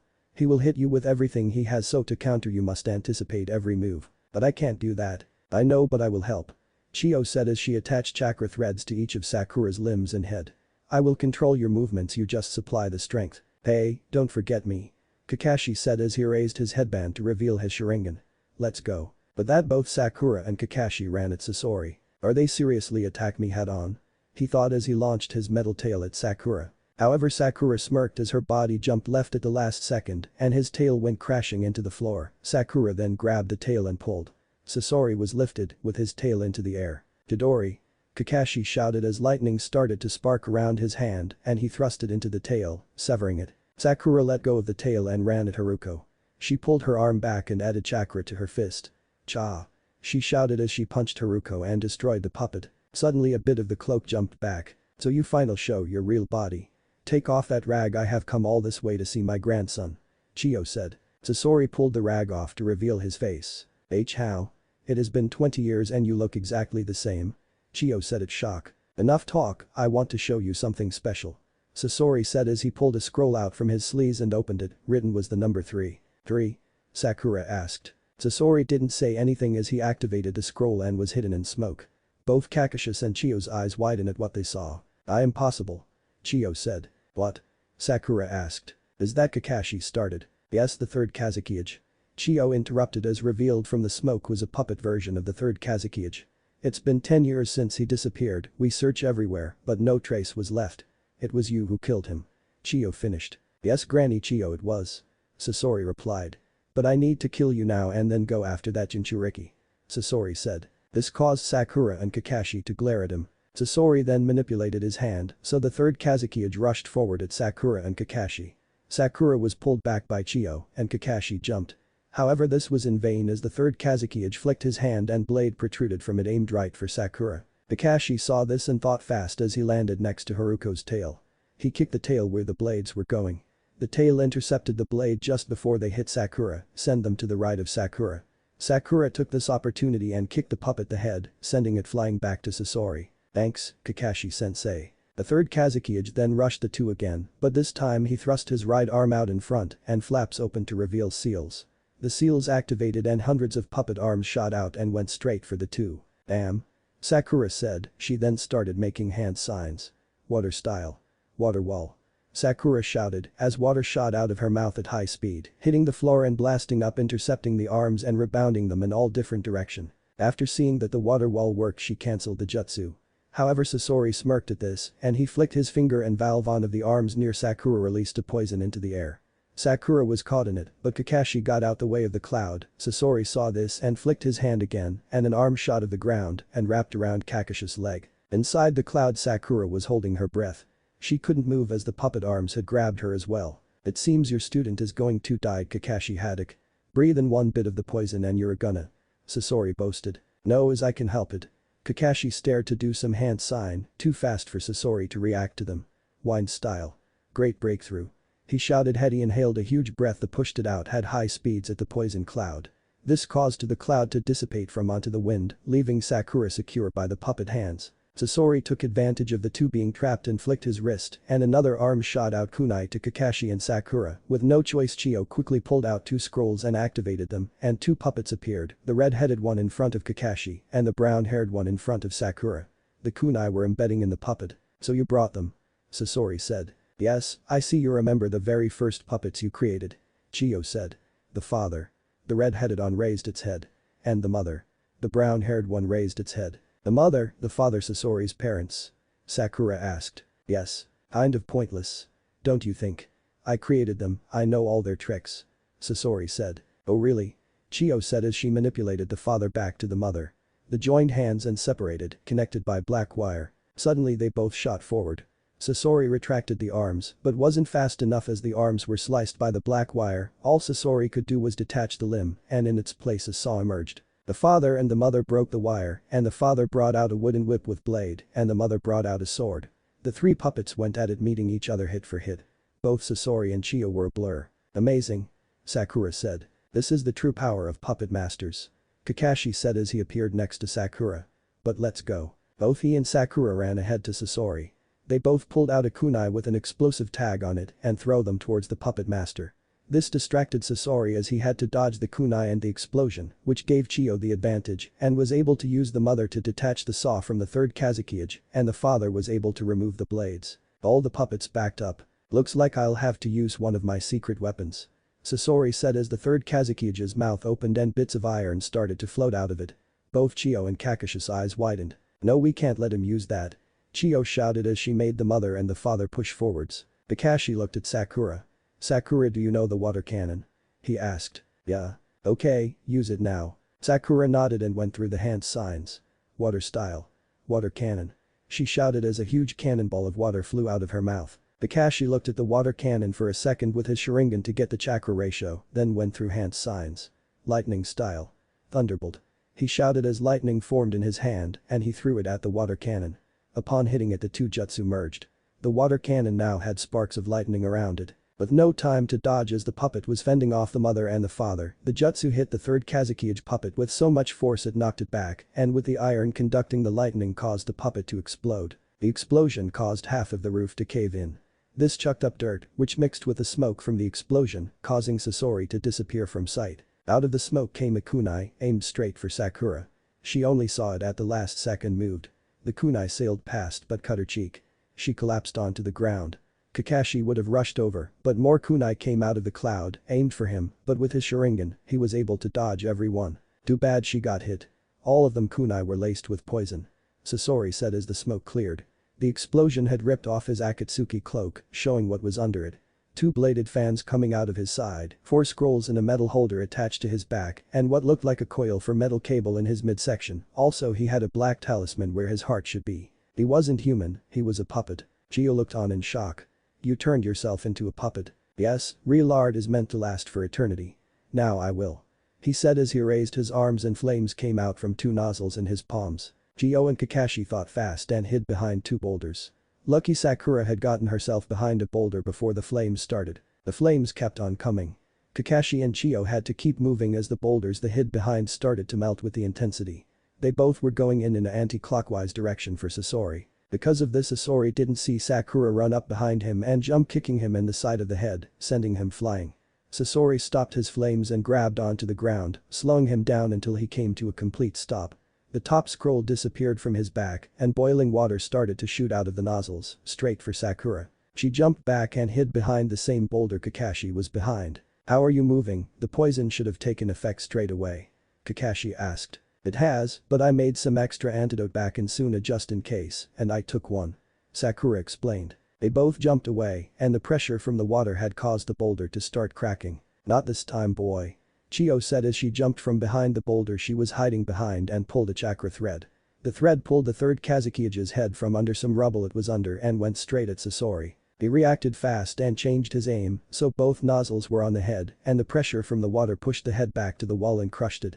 Sakura and Kakashi used the distraction to regroup with Chiyo. The bottom scroll then disappeared as he shot out a metal cable from his midsection and shot straight at Sakura. It slashed her side, but lucky the antidote was in her system, so the poison wouldn't take full effect. It continued and lodged into the rock. It then started to retract. Sasori aimed for Chiyo and launched. While in the air his blade fan started to spin, like a buzzsaw. Lady Chiyo. Sakura shouted as she made her way to the cable and grabbed it and started to reel it into her to stop Sasori. She kept pulling, but Sasori got closer to Chiyo until just before he got to her, Sakura had pulled all the cable and was able to stop him. She then pulled the cable even harder and swung it towards herself. Once he was near, she let go out the cable and punched Sasori in the chest, casing the limbs and head of the puppet to fly off in all direction. I did it. Sakura said through heavy breaths. Yes you did, Sakura. Kakashi I smiled at her, to which she smiled back. She then got up and started walking towards the two. until she heard the sound of moving wood behind her. No way, that's impossible. Sakura thought as she turned round to see Sasori reassembling. This fight has just begun. Chiyo said as she pulled out a scroll from her pouch. I didn't want to use this again, but against you. I must. She unrolled the scroll and made the hand sign. The 10 seals on the scroll came to life and formed 10 puppets around Chiyo. Granny Chiyo's famous jutsu, white secret technique. The Chikumatsu collection of 10 puppets. I heard you were able to take out an entire fortress with this collection. Sasori said. As he used a chakra thread to pull out the second scroll. However, as impressive as that is, he continued as he threw the scroll above him as it unraveled and puppets shot out. He opened a door on his chest that had chakra inside, and it formed 100 threads and attached to the puppets as they came out. Sakura, Kakashi and Chiyo looked up with widened and frightened eyes as they were put in the shadow of 100 puppets. It is nothing compared to my red secret technique. Performance of 100 puppets.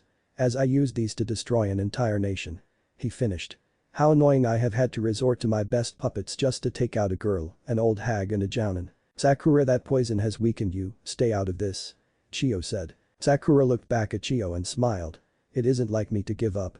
She said as she faced the puppets. You truly have inherited Tsunade's will and passion. What do you say, ladies, how about we make this the finale? Kakashi said to the two, nodding. Sasori then ordered his puppets to attack as the puppets took out weapons. The 3 jumped into action. Chiyo used 2 of her puppet to team up and attack. One wielded the other like a saw and swung it. It hit one of Sasori's, and there was a power struggle for a few seconds before Chiyo's won and decapitated the puppet and continued taking out about another 15. Sakura was going fist to fist with them, punching them left and right, completely obliterating the ones that came at her. Kakashi was using his Sharingan to react to the movements of the puppets and was taking them out just like Sakura. This continued. Chiyo using her puppets with Kenjutsu, Ninjutsu and hidden weapons. Sakura and Kakashi continued to pummel them. After a while all was running low on energy and chakra, but the puppets just kept on coming. Until. Sand burial. Suddenly all of Sasori's puppets were covered with sand. Sand mass coffin. All the sand crushed the puppets into dust. Kakashi, Sakura and Chiyo were in shock and turned to the entrance of the cave to see Naruto, Hinata and most surprisingly Gaara stood there. Impossible. You had the one tail extracted, you should be dead. Sasori said in disbelief. Yes, should be. Gaara replied. Naruto then walked past Gaara and into what remained of the cave and whistled.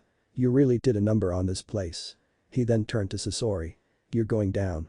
Naruto said as he started to run towards Sasori and his eyes whirlpooled into the Kitsugen. Afraid, Sasori used his last scroll and more arms started to shoot out from behind him and went for Naruto. Naruto just kept running and once he was near started to jump from arm to arm, continuing his approach. He eventually got to Sasori and pushed his hand on the middle of his chest, pushing him back into the wall. Sealing technique. Lion closing roar. A white substance came from Naruto's hand and spread across Sasori's lower body and midsection and sealed him on the wall, and the seal appeared around him. Seeing him sealed, Sakura, Kakashi and Chiyo relaxed and turned to the 3 newcomers. You arrived just in time. Kakashi said. Those puppets were hard work. Naruto was walking back to the 3 when he noticed something move near Sakura. Seeing what was he ran and pushed her out of the way and was stabbed with a sword through his gut. But the speed the hood came off the assailant to see Sasori. Everyone looked shocked as they looked to the puppet sealed on the wall. Sakura, Kakashi and Chiyo noticed the black talisman missing and turned back to see it in the Sasori's chest. Naruto grabbed the blade of the sword. Sealing technique. Paralysis. He said as words started to travel up the sword and onto the body. Quick, destroy him now with this blade in me, I can't hold him for much longer. Chiyo cast most chakra thread out and grabbed 2 puppets. These puppets raced to Sasori and picked up 2 swords, once reaching him they stabbed the swords into Sasori's sides, piercing the black talisman, killing him.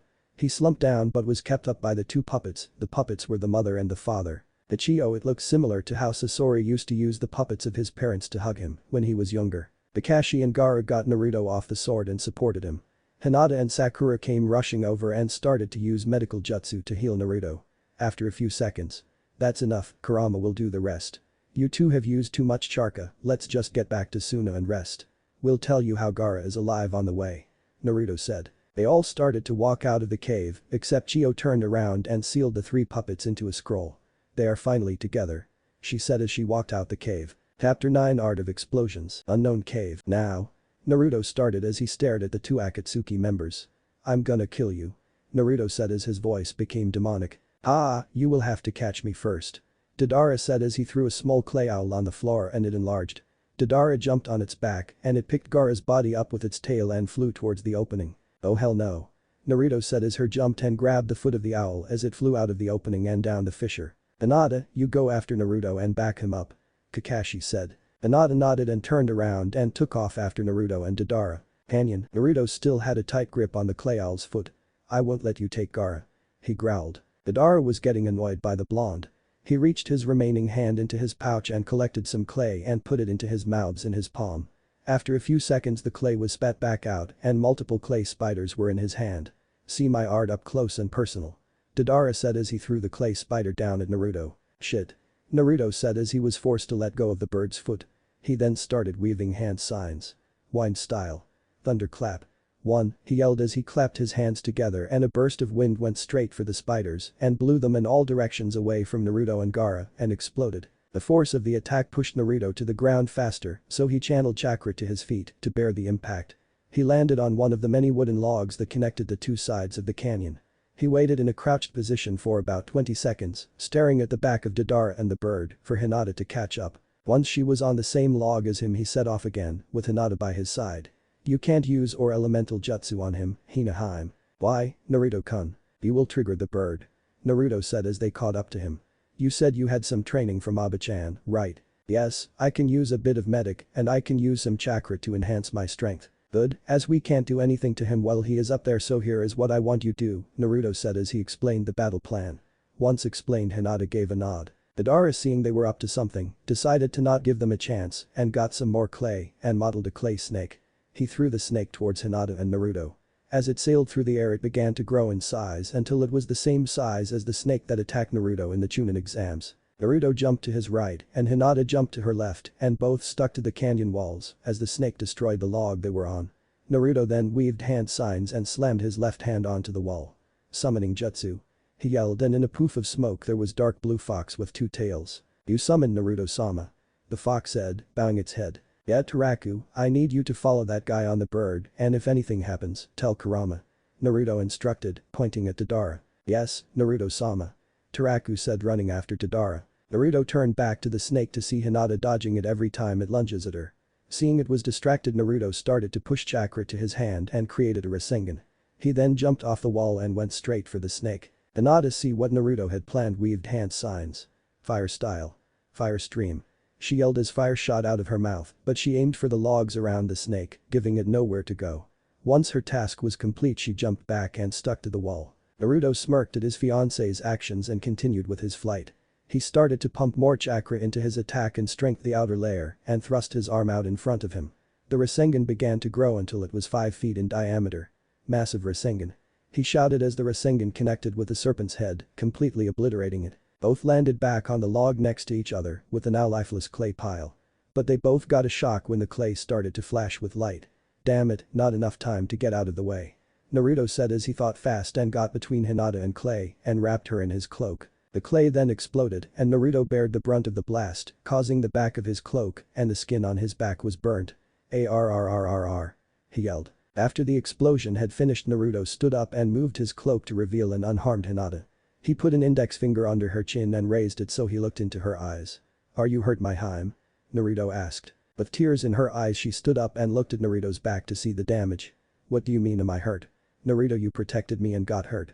She said as she used her medical jutsu to help the already fast process. In 30 seconds his back was fully healed. Suddenly back the way they came they heard an explosion. Naruto and Hinata both looked at the direction it came from. Looks like their fight is getting out of hand. Naruto said. Yeah, looks like it. Okay Hinata, hold on. Naruto said as he wrapped an arm around her waist and weaved hand signs of a summoning jutsu, backwards. Reverse summon. Naruto said as he slammed his left hand into the ground. They both then disappeared in a poof of smoke. Forest. Eri appeared in a forest. They both looked around and couldn't see Deidara. Hinata then activated her Byakugan and searched. She found him 400 meters west. He is over there, Naruto-kun. Hinata said, pointing in the direction of Deidara. Naruto made a plan in that moment and made his famous hand sign. Shadow clone jutsu. Naruto said as 8 clones appeared behind him. He turned to them and said, you know the plan. He then turned to Hinata. Hinaheim, while I attack I need you to get Gaara and get away, one of my clones will go with you.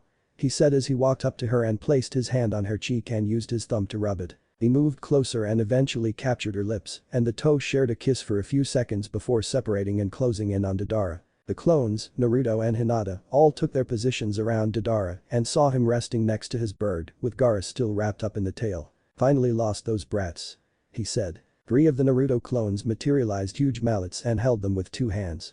Deidara felt the chakra and jumped onto the bird and looked around. Then one of them ran out of cover with blinding speed and swung his big mallet at Deidara and hit him in the chest. "Nah," the clone shouted, hitting Deidara straight across the clearing to another clone who ran out of the cover and swung his big mallet hitting him. "Ru," the clone shouted, hitting Deidara in another direction of the clearing to be met by a third clone who swung from below his mallet hitting him too.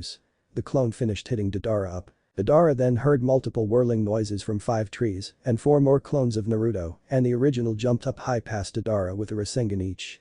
"Hinata, get Gaara now," the original shouted and Hinata responded by running out of her cover with a clone and ran to the bird. She pulled out a kunai and cut the clay tail feathers and freed Gaara the clone, then lifted Gaara and put him on his back and the two then ran out of the area. Naruto and his clones were now making their way back down to earth and a defenseless Deidara as they all pushed their Rasengan into Deidara's chest while shouting. Hammering Rasengan barrage. The clones then pushed Deidara back to earth with the spiraling damage of the Rasengans. They hit the ground and created a small crater with the impact, chucking up dirt to cloud any onlooker's vision. Once the dirt settled, all the clones have dispersed, leaving the original. Naruto looked down to see the damage done, to be in shock. Instead of Deidara being on the floor, there was a clay clone. Naruto then jumped into action as he knew what was coming next. He created 4 clones and they moved into position and activated their Kitsugen and slammed both hands into the ground and Naruto got clear. Sealing technique. Cubed containment. The 4 clones shouted in unison as black sealing writing spread in a line to the next clone and an orange force field quickly appeared just as the clay bird and the clay clone started glowing and few seconds later, just as the barrier finished they exploded, creating a huge shockwave. A mile west, about a mile further west was the real Deidara, who had fled by replacing himself with a clone when he was in midair, just before the clones and original Naruto jumped out the tress. He was badly hurt from the chakra mallets, which had fractured his skull and broke 4 ribs. "I have to get out of here. I'm in no condition to fight the Kyuubi and Hyuga brats," Deidara said. A murky green figure rose out of the ground and his body opened to reveal an half-black, half-white being. "Looks like you could use some help," the white half said. "Ah, Zetsu, my man, just who I need." "Yes, get me out of here," Deidara said, turning to the now named Zetsu. "Okay then, let's get out of here," Black Zetsu said as he grabbed hold of Deidara and sank back into the ground. Explosion site. "Damn, he's gone," Naruto said as he felt Deidara's chakra disappear along with a strange one. Naruto then turned as his clones dispersed, giving him the location of Hinata and Gaara. Hinata's location. Hinata had just stopped running when she felt the shockwave of the explosion and turned. She then turned to the clone, who was putting Gaara on the floor. Once he was on the floor, Hinata destroyed the clone, so Naruto would know where they are. She then started to run a diagnostics jutsu on Gaara. After a few minutes, Naruto arrived and looked at Hinata and Gaara. Hinata then turned to her fiancé. "He is still alive, Naruto-kun," she said. This caused Naruto to run over and check for himself and found it to be true. "He may be alive now, but he won't last much longer. There must be something I can do," Naruto thought. There may be a way to save him, but it will mean losing a tail's worth of chakra. It will take a few days to recover fully from it, Kurama said. "Then let's do it." Chapter 10, Gaara's rebirth and return. Hinata's location. "Okay kid, here is what you do. Place your hands on his forehead and his stomach, where his seal is. Make sure your mate is a bit away from the both of you. This will hurt her if she is touched by it," Kurama explained. "Hinaheim, I am going to need you to move out of the way for a second," Naruto said. Hinata did as he asked and backed away from the two. Naruto then proceeded to place 2 fingers onto Gaara's head and his other hand on Gaara's, now exposed, stomach. "Okay, now what?" Naruto asked. "Now, I'm going to my chakra into you and you will have to channel it into him. This process will take about 10 minutes and as I said will cause you tremendous strain," Kurama explained. "I can handle it," Naruto's thought as he started to channel the chakra Kurama was supplying to him. "Hinata, can you keep a lookout while I do this as I am defenseless? It will take about 10 minutes," Naruto said through gritted teeth. "Of course, Naruto-kun." "Byakugan," Hinata said as her eyes intensified and the veins protruded. The situation stayed like this for the 10 minutes until Kurama had given Naruto the tail's worth of chakra and Naruto had directed it to Gaara. Once the chakra flow had stopped, Gaara shot up and looked around. He stopped the blonde. "Naruto." Naruto had a warm smile on his face, seeing his friend alive. "Hey Gaara. What happened?" "The last thing I remember is getting beat by that Deidara guy. The Akatsuki extracted Shukaku from the seal." "What? Then why am I not dead?" "I gave you a tail's worth of chakra that will slowly be converted to your own chakra. This means you be okay." Hinata then walked up to the blonde and put a hand on his shoulder. "We have to go, Naruto," Hinata said. "Right," Naruto said as he turned to Gaara and got up, extending his hand. "Come on, we have to move fast." Gaara nodded and grabbed Naruto's arms and was pulled up by the boy. "Let's go," Naruto said as the three set off back to the cave. Unknown cave. Same as chapter 7. If you want to skip, go to the next bold writing. They arrived outside the cave to see the roof of the cave was destroyed and Chio, Sakura and Kakashi were fighting Sasori and 100 of his puppets. 100 versus 6. Not good odds, Naruto said as he turned to Gaara. "Fancy giving us a beach?" Gaara smirked at this and called for the sand in his gourd and the sand from the desert about 1/2 a mile away. The sand moved into the open top cave. "Sand burial," Gaara shouted. Suddenly all of Sasori's puppets were covered with sand. "Sand mass coffin," he finished. All the sand crushed the puppets into dust. Kakashi, Sakura and Chio were in shock and turned to the entrance of the cave to see Naruto, Hinata and most surprisingly Gaara stood there. "Impossible. You had the one tail extracted, you should be dead," Sasori said in disbelief. "Yes, should be," Gaara replied. Naruto then walked past Gaara and into what remained of the cave and whistled. "You really did a number on this place." He then turned to Sasori. "You're going down," Naruto said as he started to run towards Sasori and his eyes whirlpooled into the Kitsugen. Afraid, Sasori used his last scroll and more arms started to shoot out from behind him and went for Naruto. Naruto just kept running and once he was near started to jump from arm to arm, continuing his approach. He eventually got to Sasori and pushed his hand on the middle of his chest, pushing him back into the wall. Sealing technique. Lion closing roar. A white substance came from Naruto's hand and spread across Sasori's lower body in midsection and sealed him on the wall and the seal appeared around him. Seeing him sealed, Sakura, Kakashi and Chio relaxed and turned to the three newcomers. "You arrived just in time," Kakashi said. "Those puppets were hard work." Naruto was walking back to the three when he noticed something move near Sakura. Seeing what was he ran and pushed her out of the way and was stabbed with the sword through his gut. With the speed the hood came off the assailant to see Sasori. Everyone looked shocked as they looked to the puppet sealed on the wall. Sakura, Kakashi and Chio noticed the black talisman missing and turned back to see it in the Sasori's chest. Naruto grabbed the blade of the sword. Sealing technique. Paralysis. He said as words started to travel up the sword and onto the body. "Quick, destroy him now. With this blade in me I can't hold him for much longer." Chio cast most chakra thread out and grabbed two puppets. These puppets raced to Sasori and picked up two swords, once reaching him they stabbed the swords into Sasori's sides, piercing the black talisman, killing him.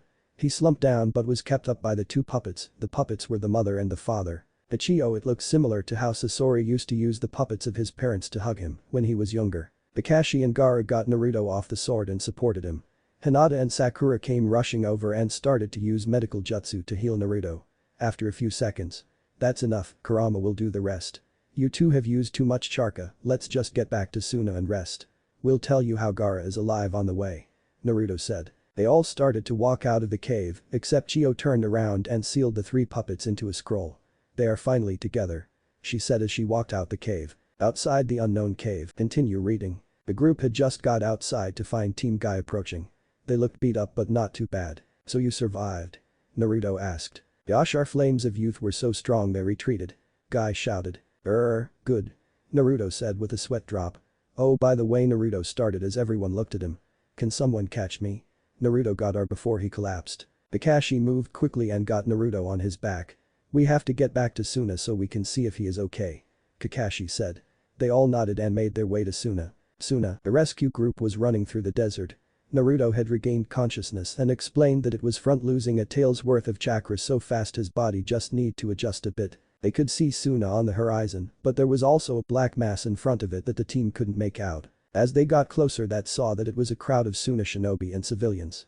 Once they saw the rescue group and Gaara alive and well they cheered and three people ran from the crowd, two women and a man. The man was Kankuro and the two women were Temari and Mitsuri.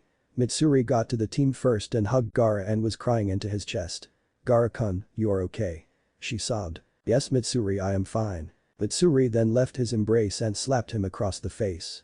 "You big jerk, you could have died. This caused a rare phenomenon to happen," Gaara smiled. "Crap, run," he smiled. Naruto said as he hid behind Hinata while laughing. This caused the entire group to laugh as well. Gaara then turned back to Mitsuri and kissed her on the cheek, which caused her to blush. "I'm sorry Mitsuri." Mitsuri then hugged him again. "It's okay." Temari and Kankuro both smiled at the scene of their youngest brother in love. After all that they all walked back with Mitsuri hugging Gaara's arm. Naruto tapped his other shoulder and Gaara looked at him.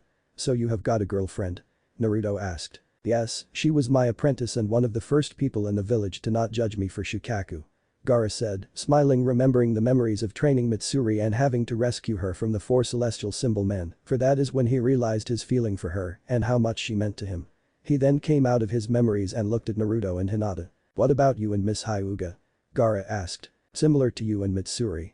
Hinata here never judged me for Kurama and we're actually engaged. Turns out our parents were good friends and married us off to each other while our mother were pregnant with us," Naruto said as Hinata moved closer into Naruto's embrace. While this conversation was taking place, they had arrived at the crowd with people celebrating the return of their Kazekage and were thanking the rescue team for returning Gaara to them. After the rescue team had got through the crowd, it had been decided that there would be festival thrown that night in celebration. Gaara invited the Konoha in to stay for the festival and they agreed. "Naruto summoned you." "Hey Naruto. What can I do for you?" she asked. Naruto then handed her a scroll. "Can you get this to Aba-chan for me? Once you're done you can come back here and enjoy the festival." At the idea of a festival, Yu quickly took the scroll and disappeared. Tsunade's office. Tsunade was just relaxing on her couch drinking tea while two of her shadow clones do her paperwork. "Life is bliss. I have a loving boyfriend, a wonderful grandson, and my job has got 100x easier. Yep, I'm doing alright." Tsunade was then interrupted from her thoughts when a poof of smoke appeared in the middle of her office. Out of the smoke came Yu. "Okage-sama, I have a scroll sent from Naruto," Yu said after she placed the scroll on the small table in front of the couch. "Thank you, Yu," Tsunade said as he reached for the scroll.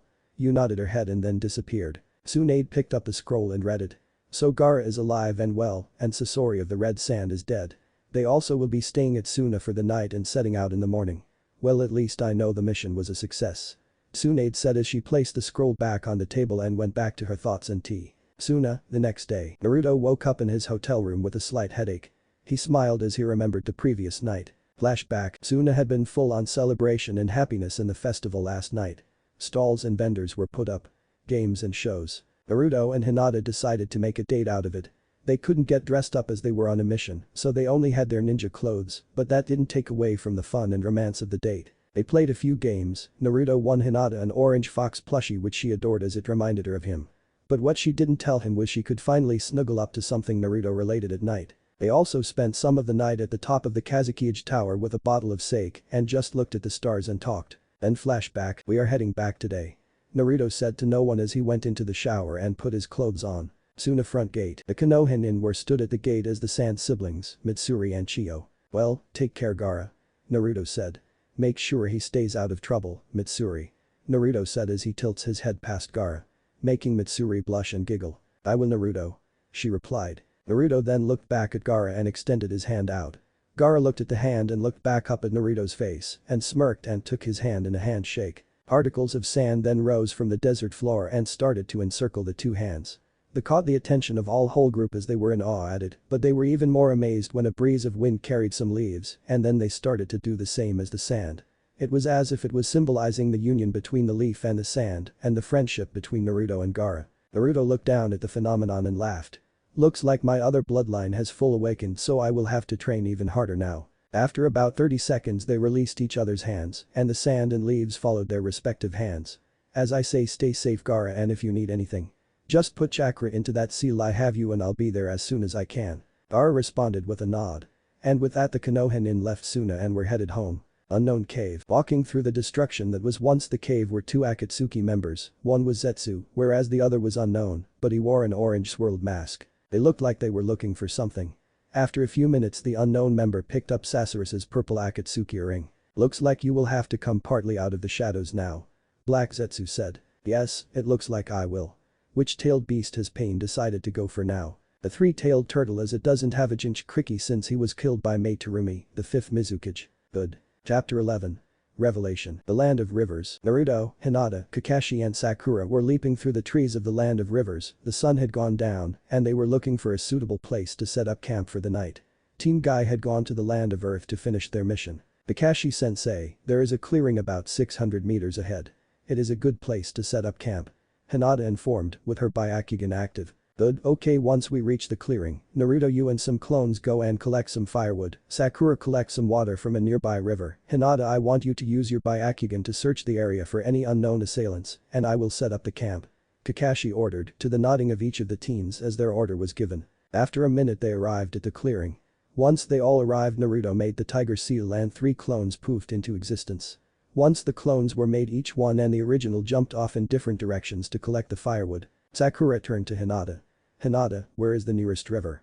Sakura asked. Hinata looked around for a few seconds, then turned back to Sakura. "The closet river to us is east of here about 1 mile."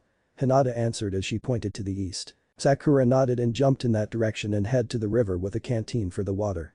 Hinata then continued to survey the area while Kakashi started to set up the camp, creating a fire pit and unsealed a cooking pot. He then began to set up his tent. After 20 minutes, Naruto, his clones and Sakura arrived back at the camp with the water and firewood. Naruto put some of the firewood in the fire pit in the shape of a tipi and took a step back. He started to weave hand sign. Fire style. Flaming palm. A small stream of fire came out of Naruto's hand and set the campfire alight. After the flame was alight, Kakashi pulled out some food and took the canteen Sakura filled and put the water into the pot to boil. Once the water boiled, Kakashi then put in the food to cook. After it was cooked, then sat down to eat. After they were finished, they just did their own thing. Naruto was making some leaves dance around his hand and model different animals. Hinata was sat next to him, with her head leaning on his shoulder, watching the leaves with amazement as he manipulated them. Sakura was checking her weapon supply, and Kakashi had his nose in the infamous orange book. After an hour, Kakashi stood up and looked at the team. "Okay, time for bed. I will take first watch of the night for 2 hours, then Sakura for 2 hours, the Hinata for 2 hours, and finally Naruto for the last 2 hours." Kakashi said, again to the nod of the teens. The teens then all stood up and went into their respective tents for the night until they were wakened for their shift. As Kakashi sat in place of the camp where he could keep an eye out for anything out of the ordinary and continued to read his orange book. 6 hours later, Hinata had just finished her shift and was blushing as she unzipped Naruto's tent. It got worse when she saw Naruto asleep in just his boxers. She steeled her nerves and walked into the tent and shocked Naruto's shoulder. After being shocked a few times, Naruto woke up and saw Hinata. "Morning, Hina-hime," Naruto said as he sat up and rubbed the sleep out of his eye. "GG good, morning and Naruto-kun," Hinata said as her blush and stutter got worse when Naruto stretched and showed off the fruit of his hard work and training. Naruto saw her out of the corner of his eye and decided to have some fun. "Gee, Hina-hime, I never knew you were a pervert. Kami, I feel so embarrassed with you looking at me like a piece of meat," Naruto said as he faked the embarrassment in his voice. "And no, Hinata couldn't finish her sentence as she fainted, standing up. Naruto laughed at the scene and stood up and laid Hinata down on his makeshift bed. He watched as Hinata smelled the pillow, and a smile appeared on her lips as she snuggled into the pillow more. "She is so beautiful," Naruto said to himself as he put on his clothes and camo cloak and walked out of the tent and sat on a boulder near the fire and stared at the stars. "Did I need to talk to you? Get in here," Kurama said, through the mental link, with urgency in his voice. "1 sec," Naruto replied as he made the tiger seal and 8 clones poofed into existence. "I need you lot to take a point on the compass and watch over the camp.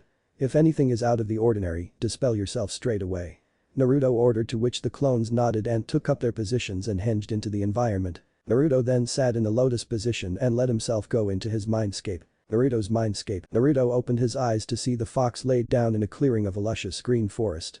Naruto took a quick look around. "I see you had decided to stay in my wood-style realm," Naruto said, and a chair emerged from the ground and Naruto sat in too, facing Kurama and leaning in. "Of course, out of your 6 realms this is the most peaceful," Kurama replied. "So I'm guessing you like life inside my mind, little seal." "Yes.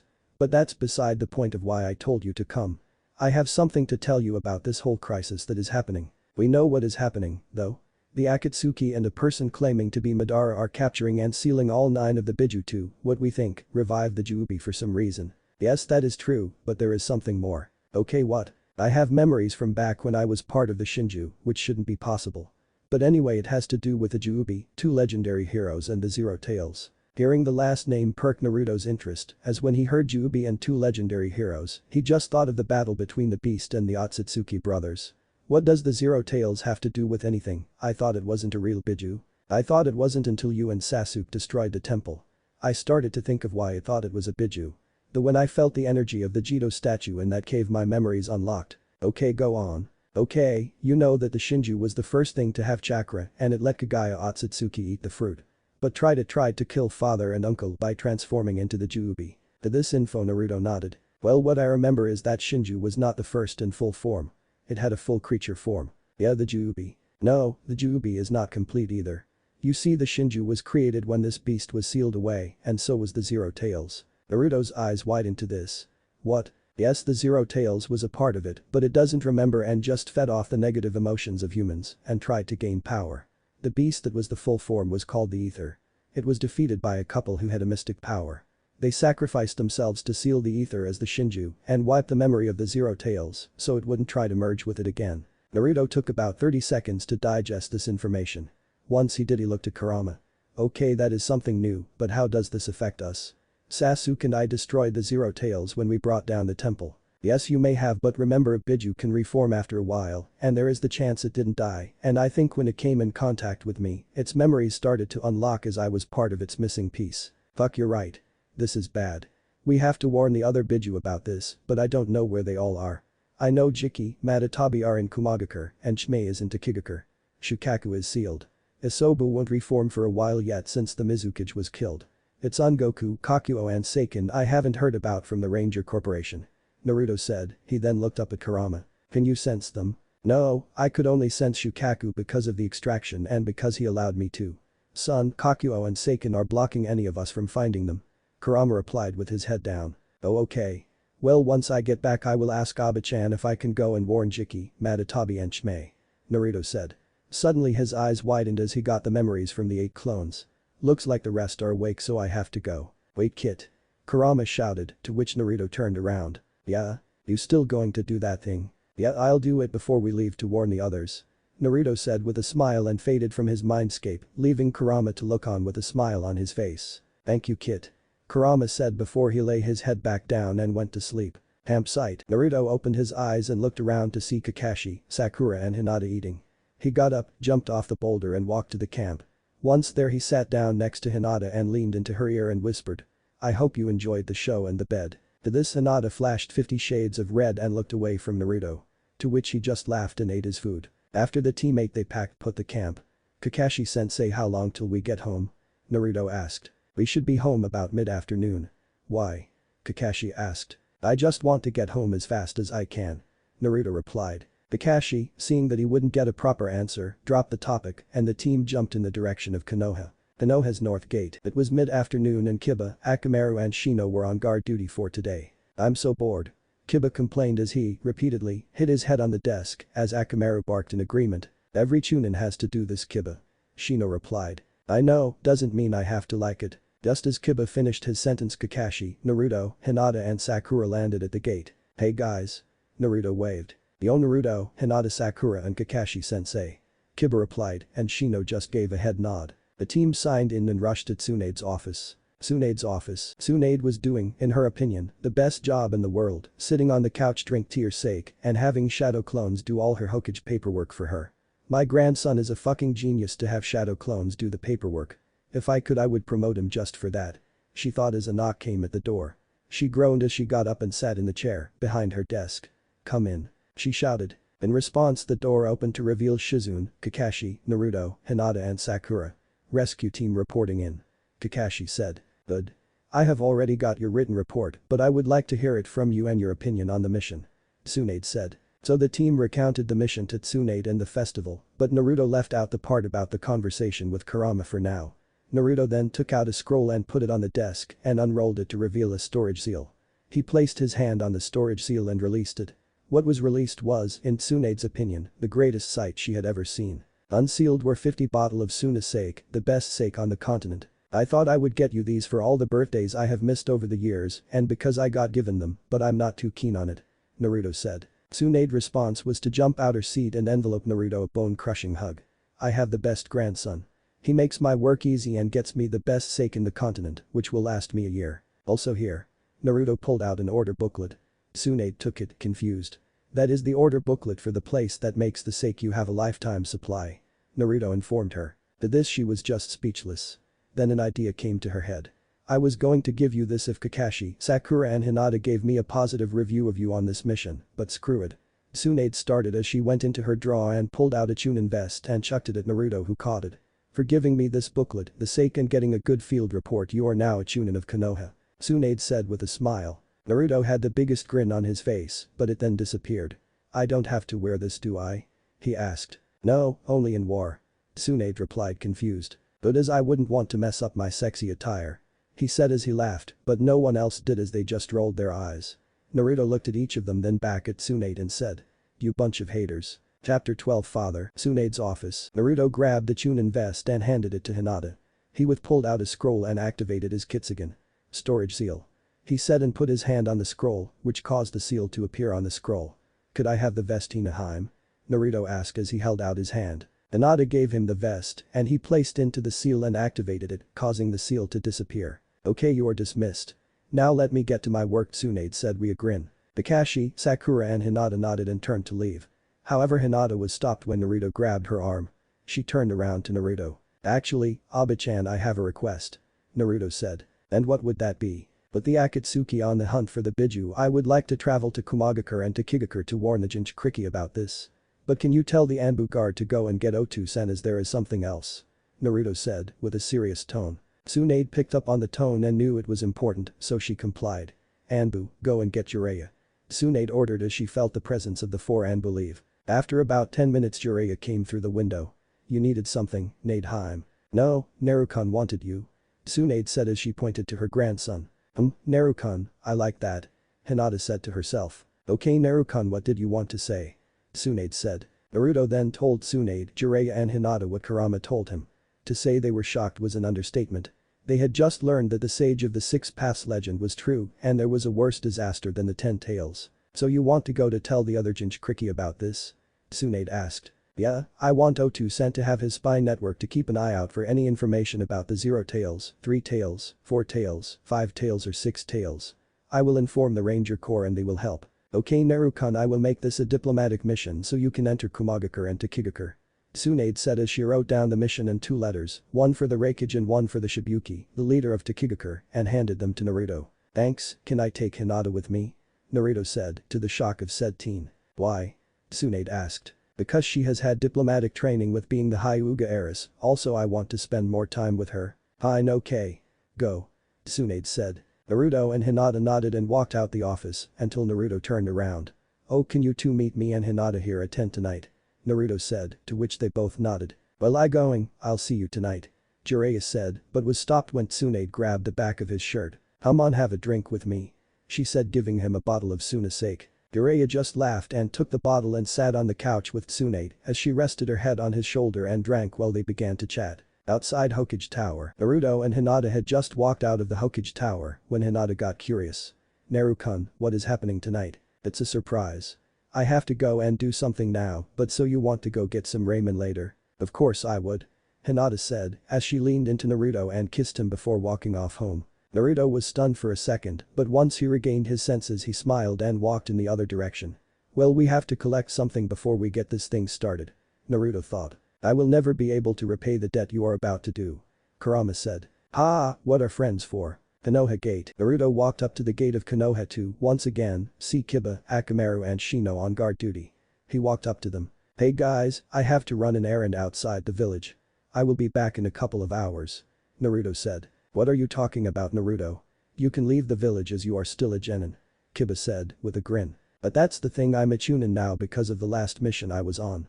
Naruto said as he walked out of the village, not turning around, and jumped into the tree branches. Uzumaki Temple. After traveling for an hour he arrived at a destroyed temple of the Uzumaki clan.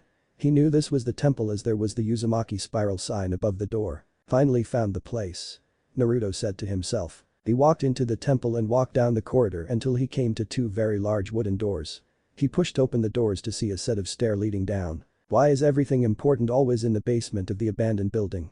Naruto asked himself. He continued on as he walked down the stairs and down another corridor until he came to a small room. On the wall across from Naruto were 27 demonic-looking masks. Naruto walked up to the wall and looked at all of them. Okay Kurama, which one is it? Naruto asked as he let Kurama take over his eyes, making them turn red with slits. He looked at each of the masks and after a few seconds. The 7th from the left on the top row, Kid. He replied as Naruto's eyes turned back to cerulean blue. Naruto nodded. He then weaved a couple of hand signs. Wind style. Breezing's pull. He said as the wind around him was manipulated so the wind picked up the right mask and carried it to Naruto. Okay, now that we have the mask all we need are the others. Naruto said as he around the room and placed explosive seals around the room with the help of his Kitsugen, then walked back out the temple. Once outside he walked a few meters he activated the explosive seals and the whole temple went up in an explosion. Why did you destroy it? Kurama asked. 2 reasons, first because as the Uzumaki head, this is my land and I can do what I want.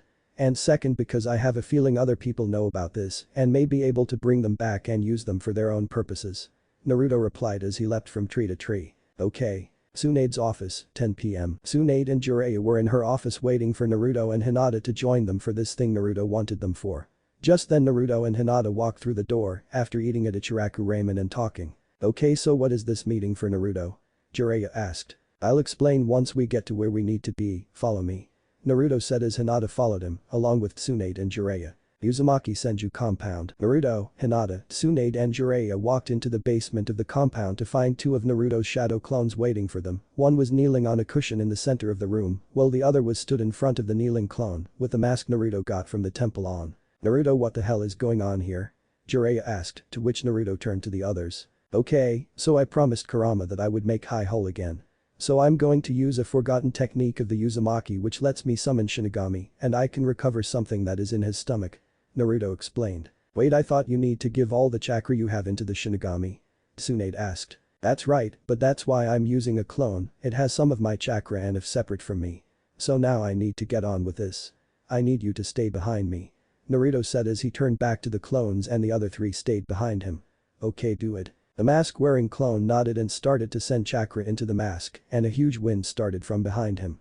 Naruto, his clone and the others channeled chakra to their feet to keep them in place. That's when the Shinigami faded into existence behind the clone. The clone then willed the Shinigami to take the knife out of its mouth and cut open his stomach while the same wound appeared on the clone's stomach. From the wound in the Shinigami a single blue soul flew out and started to fly around the room.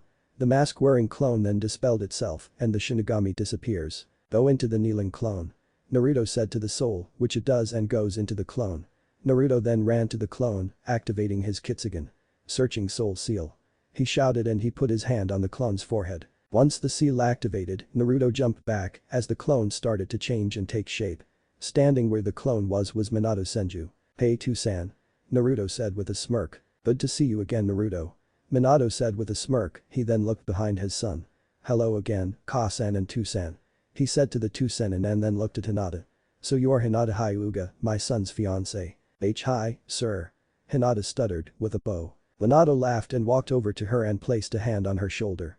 No need for the sir, I'm your soon-to-be father-in-law, so call me Two-san. He said. Hi Two-san.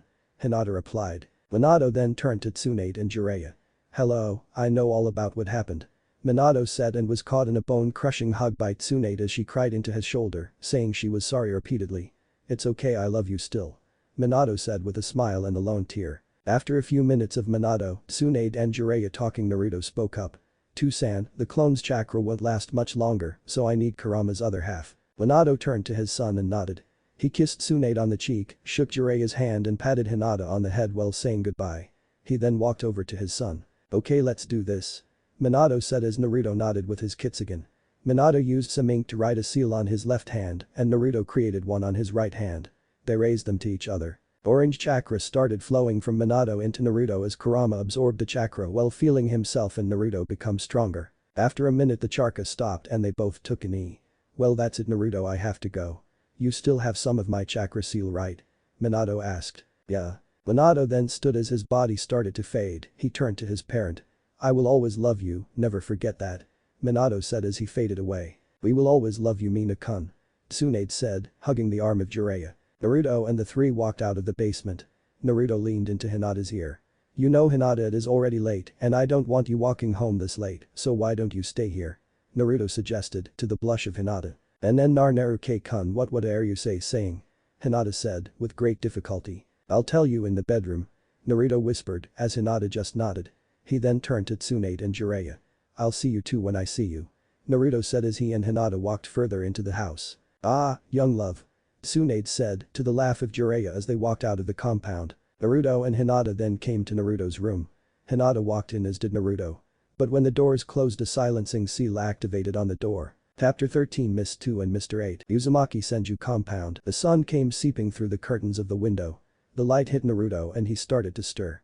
He opened his eyes and looked around the room. To his confusion there were clothes scattered everywhere and not just his, but there was female clothes as well. What the hell? Whose clothes are they? Naruto thought to himself until realization hit him like a ton of bricks and he remembered what happened last night. He looked down as he felt the extra weight on his chest and saw the dark blue hair of his fiancée using his chest as a pillow. He moved his right hand up to the top of her head and started to stroke her hair. After a few minutes he moved his hand back on the mattress, but before his hand reached the mattress, Hinata grabbed it and placed it back on her head. "Keep going," Hinata said into his chest. "Ha. So you are awake." Naruto chuckled. "Yeah, I've been awake since you started to stroke my hair. So how are you after last night?" "Sigh, wonderful. Good. But you know we need to get up now." "No. No, we don't need to get up." Hinata huffed as she playfully hit Naruto in the chest. "Come on, Haim. We need to get to Kumo," Naruto said as he sat up and picked Hinata up and spun her around, causing Hinata to giggle and continue to playfully hit him. "Put me down, Naru-kun," she playfully complained. Naruto complied with her and placed her down on her feet. That was when both of them realized they were still naked. Hinata blushed and covered herself with her hands. "Please don't look, Naru-kun," Hinata said. Naruto just walked up to her and moved her hands and wrapped his arms around her waist and kissed her. "You have no need to hide yourself to me, Haim. I love you, all of you," he said when they parted from the kiss. "I love you too, so let's get ready," Hinata said as she walked over to her clothes and pulled out a scroll. On the scroll was a storage seal. Once released, a new set of clothes was on the scroll. "You can use the shower first, Haim," Naruto said as he put on some boxers. "I'll start breakfast," he finished as he walked out the room. Hinata just smiled as she walked into the bathroom to have her shower. 30 minutes later, Hinata walked into the kitchen in her clean clothes, except the jacket was more form-fitting for her. "Breakfast is served," Naruto said as he put 2 plates of bacon, eggs, sausages and beans. "This looks amazing, Naru-kun," Hinata said sitting down as Naruto did the same and they started to eat. Naruto finished first, so he stood up, took his plate and put it in the sink. He then worked to the door and turned back to Hinata. "Could you please wash the plates while I'm in the shower?" Naruto asked. Hinata had just finished her breakfast and stood up. "Okay, don't be too long," Hinata said as she walked over to the sink and started to wash up while Naruto went back into his bedroom to get his clothes and jumped into the shower. 20 minutes later, Naruto came into the living room where Lilia and Takahiro were sitting on the couch watching Hinata play with Seta. "Seta, I need to take Hinata now, we have a mission," Naruto said. "No, I'm play with Hinawa." "You can't take me, meanie," Seta said while hugging Hinata, to the laugh of Hinata, Lilia and Takahiro. Hinata looked down at the 2-year-old redhead. "I'm sorry, Seta, but I have to go," Hinata said. Seta looked up at Hinata and used her only technique, the infamous puppy dog eyes jutsu. Naruto saw this and knew they were at a disadvantage. "Seta, if you let Hinata go, I will summon Kao and let her stay for as long as you like." To this, Seta turned to Naruto and nodded. "Okay, Hinawa for Kao," Seta said. Naruto just chuckled and shook his head as he summoned Kao. "Kao, you're allowed to stay as long as you want. I have a hostage situation, I need my fiancée from the little red devil. I'm trading you for her," Naruto explained. Kao nodded and walked over to the 2 girls, which caused Seta to let go of Hinata. Hinata walked over to Naruto and hugged him. "I was so scared, Naruto. She tortured me with laughter," Hinata said in fake upset. "It's okay, Hina Haim. She can't hurt you anymore." Naruto continued to play after the whole family laughed.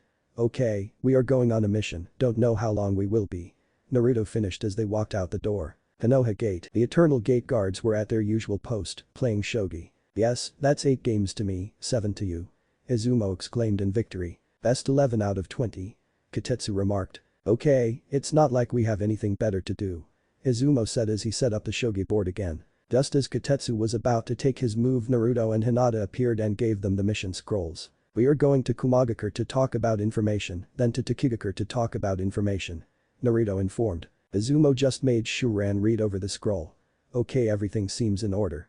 Be careful." Naruto nodded and the 2 set off. Kumagakure Gate. Naruto and Hinata had been traveling for just over a week.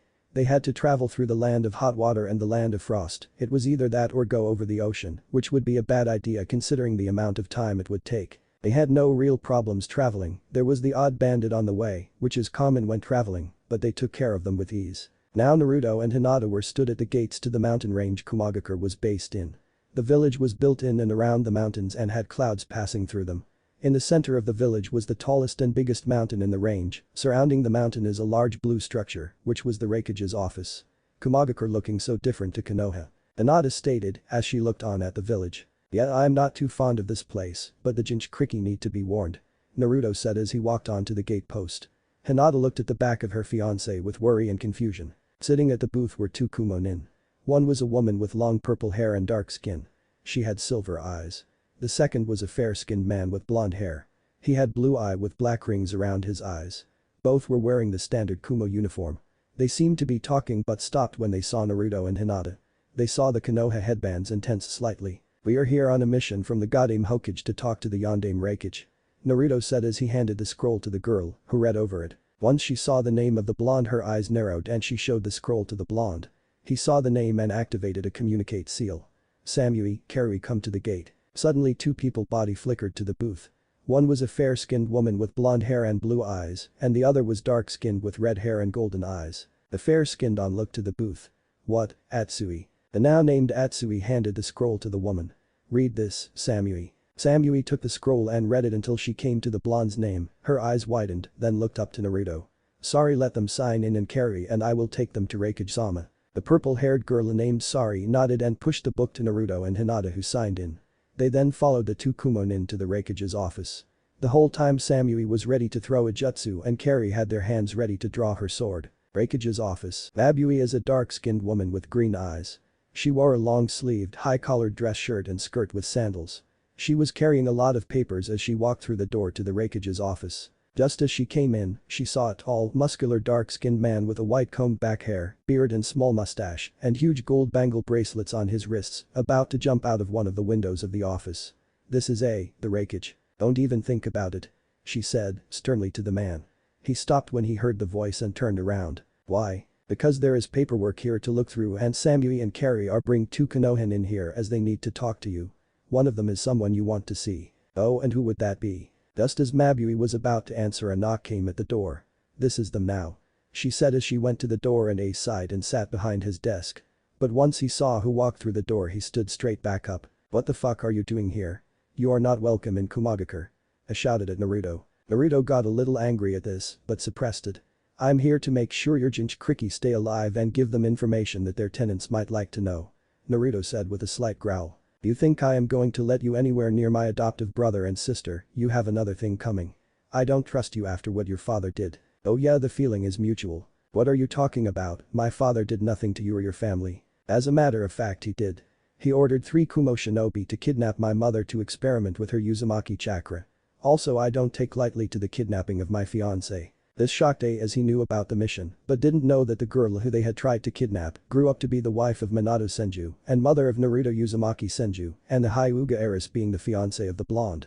Hearing this, he knew they were both in the same boat, so he calmed down and returned to his seat. "Okay, I am prepared to bring in B and Yujito. But what you have to tell them will be Sadi in front of me." "I'm okay with that, but I want those 3 to leave," he said, pointing to Samui, Carrie and Mabui.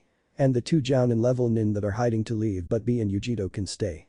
Naruto continued in a calm manner to the shock of A, Samui, Carrie, Mabui, the 2 Jounin, B and Yujito, but not Hinata, who could see them with her Byakugan. B and Yujito both appeared on either side of Naruto.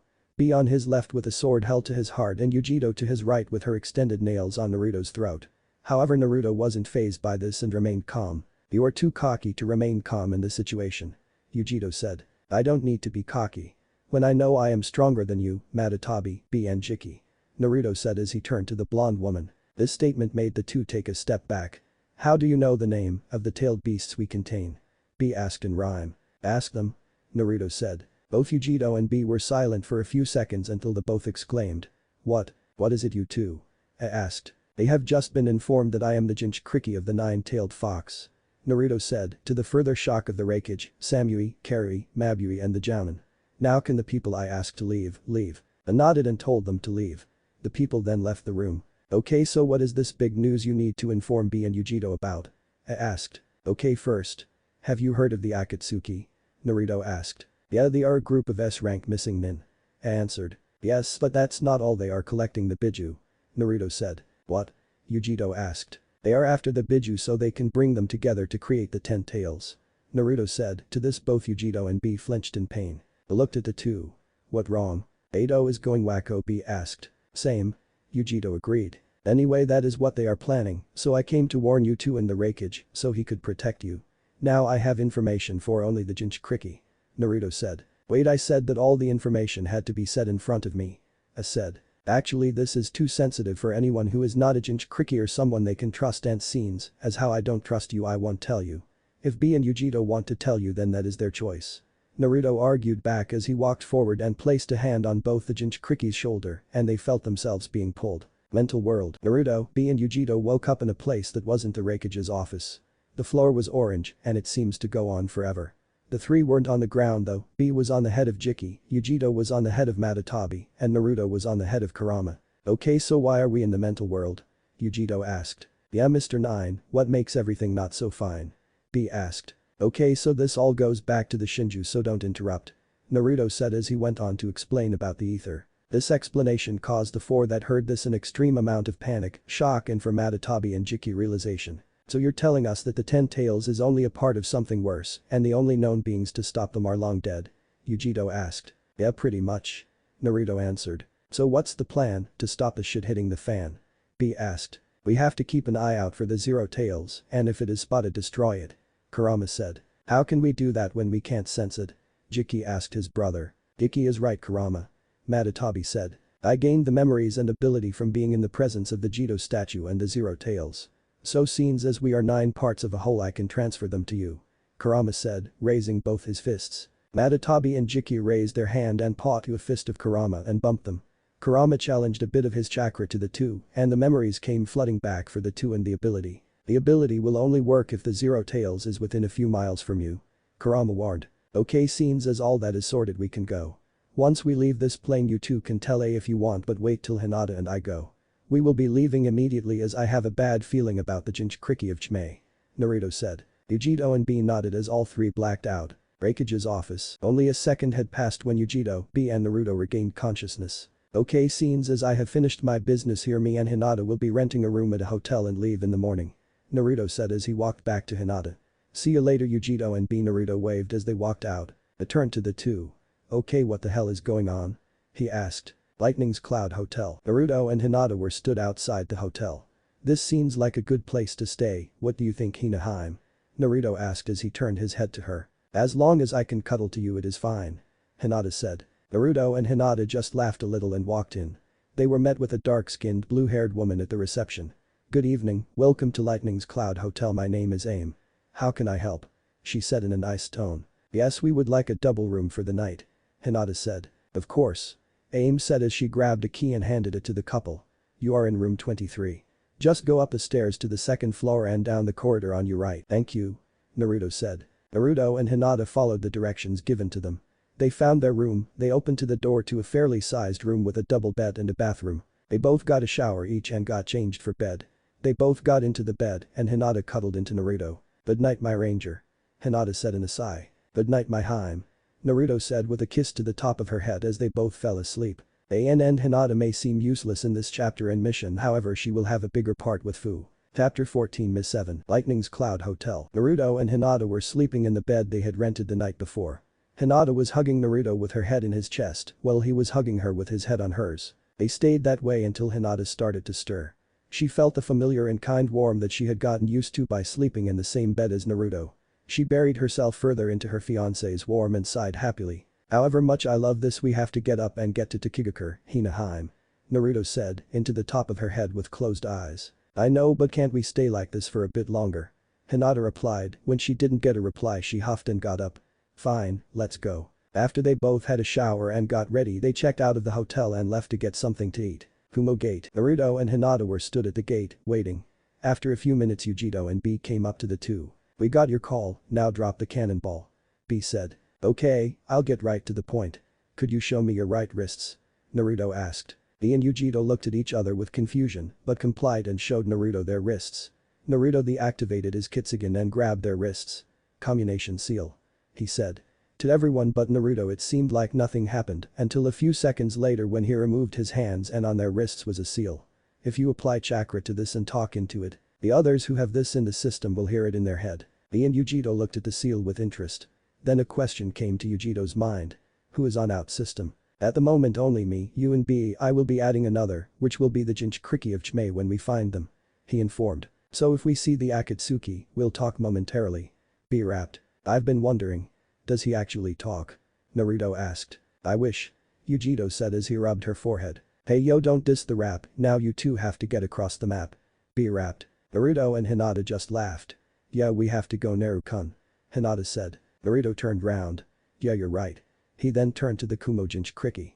If you ever need me or Chmei, just use the seal. See ya.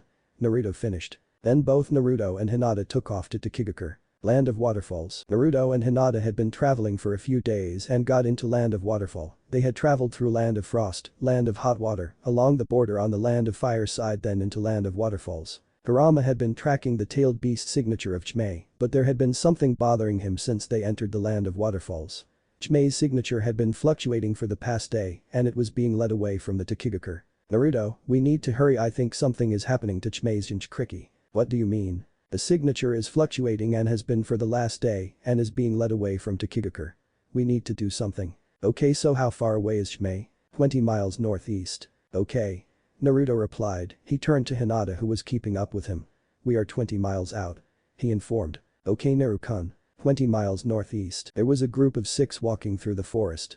5 of them looked similar, they were all wearing blank masks with a Taki symbol on the forehead, they were wearing black clothing, a grey flak jacket, metal arm guards and gloves, ninja sandal, 4 ninja pouches on their back waist, and all under a black cloak. It was the 6th member that was different. She was a tan-skinned kunoichi about the same age as Naruto and Hinata, who wore an orange clip in her short spiky mint green hair that matched her eye color, which was also orange. Their ninja outfit consisted of a short sleeveless white midriff shirt with fishnet armor underneath, long wide armlets, and fishnet shorts with a short wide apron skirt over it. She also carried a cylindrical object in red wrapping on her back. She also had her mouth gagged, her hand in front of her in metal shackles that keep her hands apart, a seal on her forehead, and she was crying. The teen was in the center of the group, with 1 in front, 1 either side and 2 behind. We will be at the meeting spot in 1 hour. We will rest here and check inventory as the people we are meeting can't be trusted. The front man called to the team. Who is it we are meeting anyway? All we were told by the council is to restrain it and bring it to the meeting place. Asked the one to the girl's right. We are meeting to members of the Akatsuki, that's all I know. The leader replied. But that the group stopped and rested, little did they know 2 people were keeping were nearby. Naruto and Hinata. Can you see them, Hina-hime? Naruto asked. Yes, there are 6 in total, 5 of them have Anbu level chakra, while the 6th has a chakra level between Yujito-chan and B-san. She is surrounded by the other 5 and is shackled and gagged. Hinata said, deactivated her by Occiden. So Chmei has a female Jinchuriki. Kurama commented. Looks that way. Naruto replied. Okay, so we have to take them out then get her out of there. Yeah, but why isn't she taking them out on her own? She has a chakra suppression seal on. Okay, so what's the plan, Naru-kun? To this Naruto just smirked and looked back to the direction of group. I'll get them, you get her. But the group were still resting when they heard a rustling in the woods. The 5 prepared for a fight until they saw who it was. 2 people came out of the foliage. The first was smaller than his partner, he had medium-length silver hair that is slicked back and purple eyes. He was wearing his Akatsuki cloak open with no shirt, only pants under the cloak. He wore a Yugakure forehead protector around his neck with a slash through the symbol, along with an amulet. He also had on dark green nail polish. He was carrying a large red-bladed scythe. The second and taller one was wearing a white hood and black mask, which only showed his eyes, which had greener eyes, no pupils and red sclera. His wore the Akatsuki cloak and forehead protector of Takigakure with a slash through it. He also wore brown nail polish. The 5 recognized the 2 as members of the Akatsuki, but also realized the second for another reason. Bikuzu. The leader said. Well, it seems like they recognized you, fuckface. The smaller man commented. Shut up, Occiden. The now named Kikuzu said as he stared at the girl. So is she the Nanabi Jinchuriki? Yes, but the fall falls deep in the valley, the leader said. But to fucking know. Occiden said. As soon as Occiden said that, the leader started to weave hand signs. Earth style. Earth clap. He shouted as the ground on either side of the Akatsuki members raised and formed 2 hands. These hands rushed closed. Occiden and Kikuzu saw this and jumped back out of the way of the hands. Well then I guess the jig is up. Kikuzu said, as his voice changed from Kikuzu's voice to Naruto's voice, and he started to change along with Occiden, and at their place were 2 Narutos. Who are you? The leader shouted. Naruto Uzumaki Senju, I'm here for the girl. Well, tough shit, cause you're not getting anywhere near it. The 5 then ran at Naruto as one, all weaving hand signs. Earth style. Earth dragon. Wind style. Wind dragon. Fire style. Fire dragon. Water style. Water dragon. Lightning style. Lightning dragon. They all shouted in unison as elemental dragons came out of each of the team's mouth. Naruto, seeing them coming for him, dispelled the clone next to him and weaved hand signs. Earth style. Worm travel. he said as he started to disappear into the ground. All the dragons hit the place where Naruto was standing, creating a huge explosion. Once the smoke cleared, all that was left was a crater, but no sign of Naruto. While the team was so busy, focused on the jutsu, and Naruto didn't see Hinata. She weaved some hand signs. Lightning style. Fast feet. She whispered as lightning chakra was channeled to her feet. Feeling that she used its ability to move faster to run out, grab the girl and run back into the forest. 2 minutes later, Hinata had been using fast feet for 2 minutes and had got quite a distance away from the girl's kidnappers. She stopped in a small clearing and put the girl down. As soon as she did, the girl shuffled away, with fear in her eyes. Hinata saw this and looked at the girl with concern. "It's okay. My name is Hinata Hyuga. I'm not here to hurt you, I'm here to help," she said as she raised her arms in a sign of peace. The girl calmed down slightly. With that, Hinata walked over to her and took the gag of, "Please don't hurt me. I'm not demon." I know. You hold a biju inside you," Hinata calmly said. "Why yes, Chmei, the 7 tails. So you are the one we are looking for. As I said, I'm Hinata Hyuga, and the boy who was fight the 5 nin was my fiancé Naruto Uzumaki Senju. He is like you, he is the Jinchuriki of Kurama, the 9 tails," Hinata explains. Upon hearing the last part of Hinata's explanation, the girl's eyes widened. He is a Jinchuriki too. "Yes, we were coming to warn you and to Kigakura about the Akatsuki, but I see you already know, and they betrayed you. Yeah, the village hate me for whom I contain, the only one who likes me is Shibuki, who taught me to make friends, but when I tried, the village rejected me and hurt me. They eventually had enough of me and the council decided to give me to Akatsuki, under Shibuki's nose. Hey, never give up in trying to make friends. You have one in me," Hinata said, extending her hand. The girl looked at the hand for a few seconds, contemplating whether to take it or not. "Take it, she is genuine. She is kind and she is the fiancé of my brother's Jinchuriki, she can be trusted," said Chmei, a blue huge bug with 6 of its 7 tails resembling green insect wings, along with an actual 7th tail, all growing from the end of its abdomen. The stem of the tail is green, but the wings are orange. Its eyes seem to be covered by a helmet-like skull, from inside of which an orange glow can be seen. It also has spike protrusions on its shoulders and a row of slits on each shoulder and 6 legs, 3 on each side. The legs are also covered by the blue armor, with the exception of extreme ends which are green in color. It has 2 pincers with 3 parts on its face, covering a mouth full of sharp teeth. On its back behind its head, it has a large 2-section horn protrusion. Ultimately, Shibuki's teaching won out and Chmei's word cemented it, and she took and shook Hinata's hand. "My name is Fu," Fu said, with a small smile. Hinata just smiled back and replied, "Nice to meet you, Fu, now let's get those shackles off." So when Hinata and Fu parted hands, Hinata made a hand sign. "Fire style. Hands heat," she said as she flattened her hand, which gave off a red glow. She then chopped the lock of the shackles, melting it and freeing Fu's hand. "Thank you," Fu said, rubbed her wrists. "No problem. Now we will just wait for Naruto-kun." "Okay." Naruto and Taki Nin, 2 minutes earlier. Naruto smirked when he felt Hinata and Fu's chakra signature leave the area. While still in the effects of the worm travel, created 4 more clones. They all got in position behind and underneath each of the nin, and in unison propelled themselves out of the ground and into the air, and each created a katana out of chakra. The clones were successful and decapitated all the nin except the leader and dispelled. The leader had faster reactions than his men and rolled out of the range of the katana. Once he finished his roll, he looked at the scene in front of him. His men dead and just Naruto left. "You bastard, you killed my men, and for what? That demon bitch that isn't even a human, you killed 4 loyal and good men for a weapon," he shouted. "What did you call her?" Naruto growled. "Her? Ha. That isn't a her, all that is, isn't it, a weapon?" Naruto didn't reply, only changed the chakra form from a katana to a bow and aimed it at the nin. An arrow formed in the pulled back bow and Naruto fired. He quickly made a seal. "Shadow arrow jutsu," he shouted as the arrow multiplied tenfold. The nin saw this and weaved hand signs. "Earth style. Earth wall," he shouted, pushing his hands to the ground, and a wall of earth erupted in front of him. The arrow hit the wall but couldn't break though and dissipated. Seeing the wall, Naruto formed a Rasengan in each hand and ran at the wall. "Twin Rasengan," he shouted as he pushed the Rasengans into the wall, destroying it and causing an explosion. The nin looked on in horror as the wall was destroyed. He could only think of one thing to do, he was low on chakra, so he had to make this count. He weaved hand signs. "Earth style. Earth collection." As he shouted this, earth of the destroyed wall started to collect around Naruto and form a sphere encasing Naruto inside. "Ah, I did it, he will suffocate it there. The blonde brat is gone now to take it to the Akatsuki and finally be rid of it," the Taki nin said as he walked past the earth collection. He was about to go into the foliage to get Fu when he heard something from behind him. He turned around and paled at what he saw. The earth collection was being destroyed by the branches around. Seeing this, the nin decided it would best to run, however when he tried he couldn't. When he looked down he saw the roots grow around his feet, stopping his movement.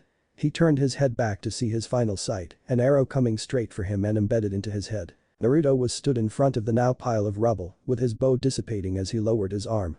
Naruto then walked over to the body and searched him and found a scroll. He opened it and read, "This is of order of the Council of Tokigakure. You and your team are to acquire the weapon known as the Jinchuriki of the Nanabi. Once acquired, bound, gag and deal its chakra and escort it to these coordinates. These are the coordinates. You will be met by two people in black cloaks with red clouds. You will identify yourself with the phrase, 'The fall falls deep in the valley.' They will reply with, 'And the clouds soar high in the sky.' If they correctly identify themselves, give them it and take the money in the amount of 20 million ryo. Signed by the Council of Tokigakure." Naruto was beyond pissed about what the scroll read and rolled it back up and put it in a pocket of his cloak and gathered the bodies of the nin and burned them with a fire-style jutsu, but took the masks as evidence and sealed them in a storage seal. After all this was done, he took off after Hinata and Fu. Hinata and Fu had been waiting about 5 minutes when they heard someone approaching. They both got battle ready until they heard his voice. "Would I take out 5 nin and catch up to you and you are about to attack me?" Naruto asked, sarcastically. Hinata lowered her guard and ran and hugged her fiancé. Seeing the interaction, Fu also lowered her guard. Once Hinata and Naruto finished hugging, he turned to Fu. "So you're the Jinchuriki of Chimei?" "Yes, and you of Kurama?" "Yep, that's me. We are here to warn you of things. You already know half the story with the Akatsuki, but there is more." Naruto started, he went on to explain about the ether. By the end Fu was in shock and so was Chimei. "And that's the full story. So we are in trouble." "Maybe, I don't know yet. All I do know at the moment is we are going to Tokigakure to talk about your treatment and helping you." Naruto answered with a smile. "Really, you can help?" "Of course, what are brothers for?" Hearing this, Fu ran and hugged Naruto. After a minute of hugging, the two separated.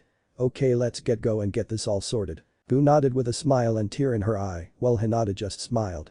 Seeing the two agree, Naruto, Hinata and the newly saved Fu took off. Chapter 15. New family member. Waterfall entrance. Fu had been leading the way to Taki when they eventually stopped at a huge waterfall with a dense forest above it. "This is the entrance to Taki," Fu told the other two. The two looked a bit confused. Fu just laughed.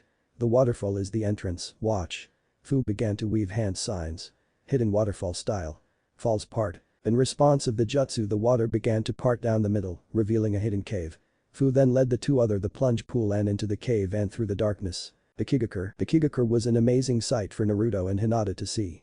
They had come out of the cave exit, which was on the face of a cliff overlooking everything, and they could see the huge, sparkling lake with a tree in the center. However, this was no ordinary tree, it was at least a mile high and sheltered the lake and village. The village itself was on the shore, between the entrance and the lake. All the buildings were dark gray with red roofs. "Wow," Hinata said. "Yeah, it's deceptive," Fu said as she looked down. "It'll be okay, Fu," Naruto said as he placed a hand on her shoulder. Fu turned her gaze to him to see his reassuring smile. "Thanks. It's okay, now can you take us to the village leader?" "Sure." Fu then took off, followed by Naruto and Hinata. Village leader's residence. The three came up to a wooden house on a hill with the kanji of waterfall on the front. "So your village leader lives here?" Naruto asked. "Yeah, Shibuki lives here," Fu said. "Right," Naruto said as he walked past Fu and Hinata. Fu and Hinata looked at each other with worry and confusion and followed the blonde. Naruto walked into the house and was met with a room with a few guards, which were dressed similar to the nin from earlier, and an elevation at the back of the room with a chair. In the chair was a man wearing a light yellow kimono jacket and light gray pants with a red scarf around his neck and a turquoise cardigan with his hair in a lower ponytail. This man was Shibuki. Naruto walked into the room and made his way to Shibuki. As he was progressing, the guards were going at his, however when they got close, Naruto slammed his hand into the floor and shouted summoning jutsu. And a cloud of smoke covered Naruto. The guards stopped and heard a growl.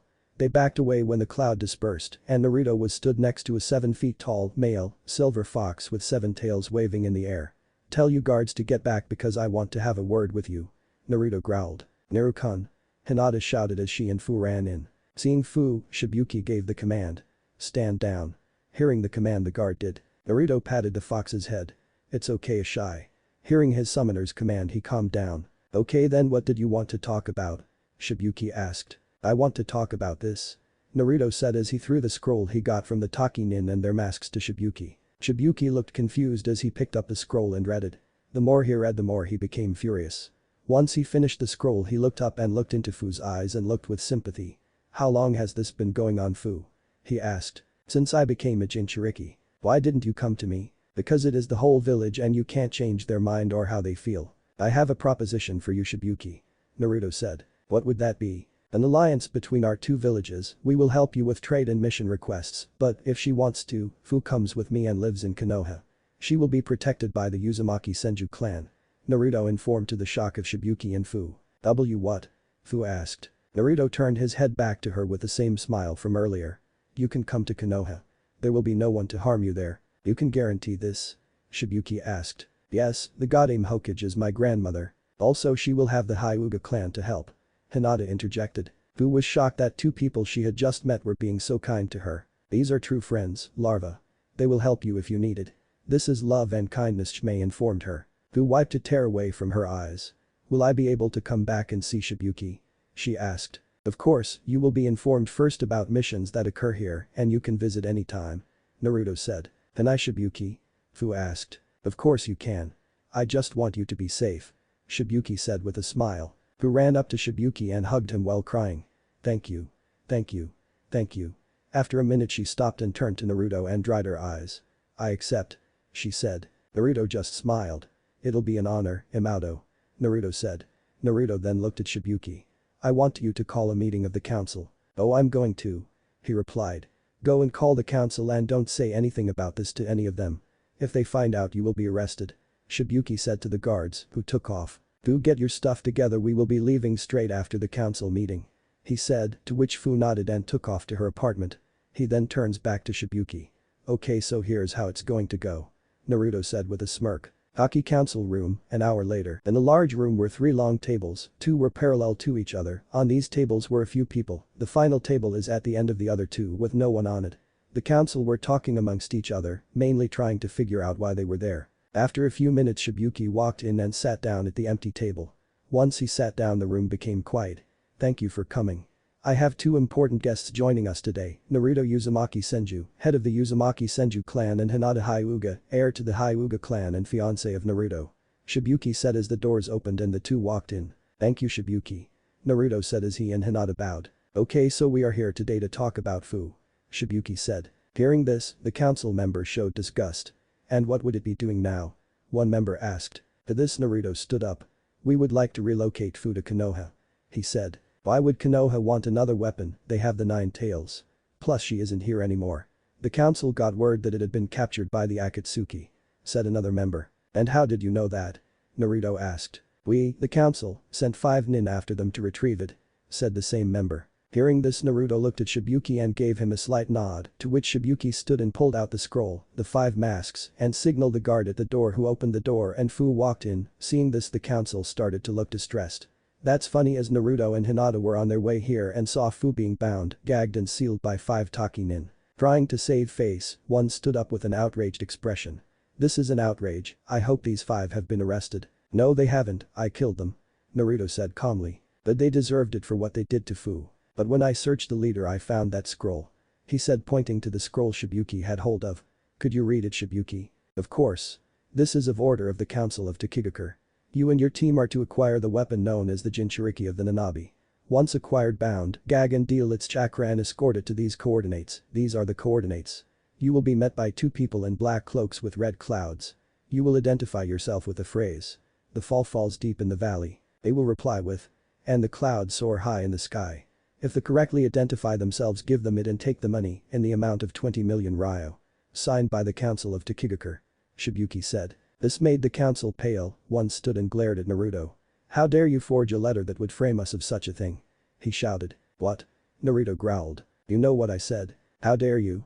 Remember that weapon you said Konoha had? Yes the Jinchuriki of the 9 tails weapon. Well I'll have you know he is a person not a weapon along with Fu she is a human not a weapon. How would you know? The head of clan. Because I am that weapon you call us. Hearing this the council paled. What? That's right, I'm the Jinchuriki of the 9 tails. So I'll be taking Fu to Konoha with me as she is in danger in her own village. No we are not letting Konoha gain the 7 tails.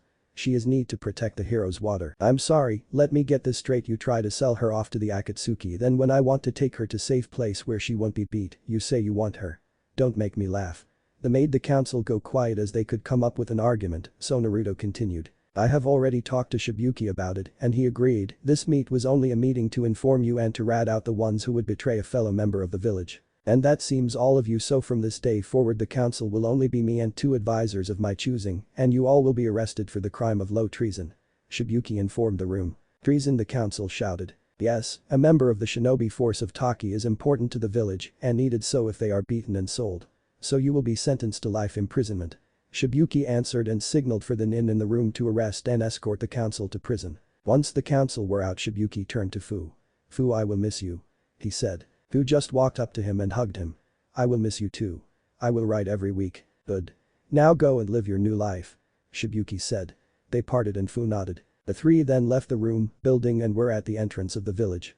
Do you have everything you want, Fu? Yeah, it's all in this storage scroll.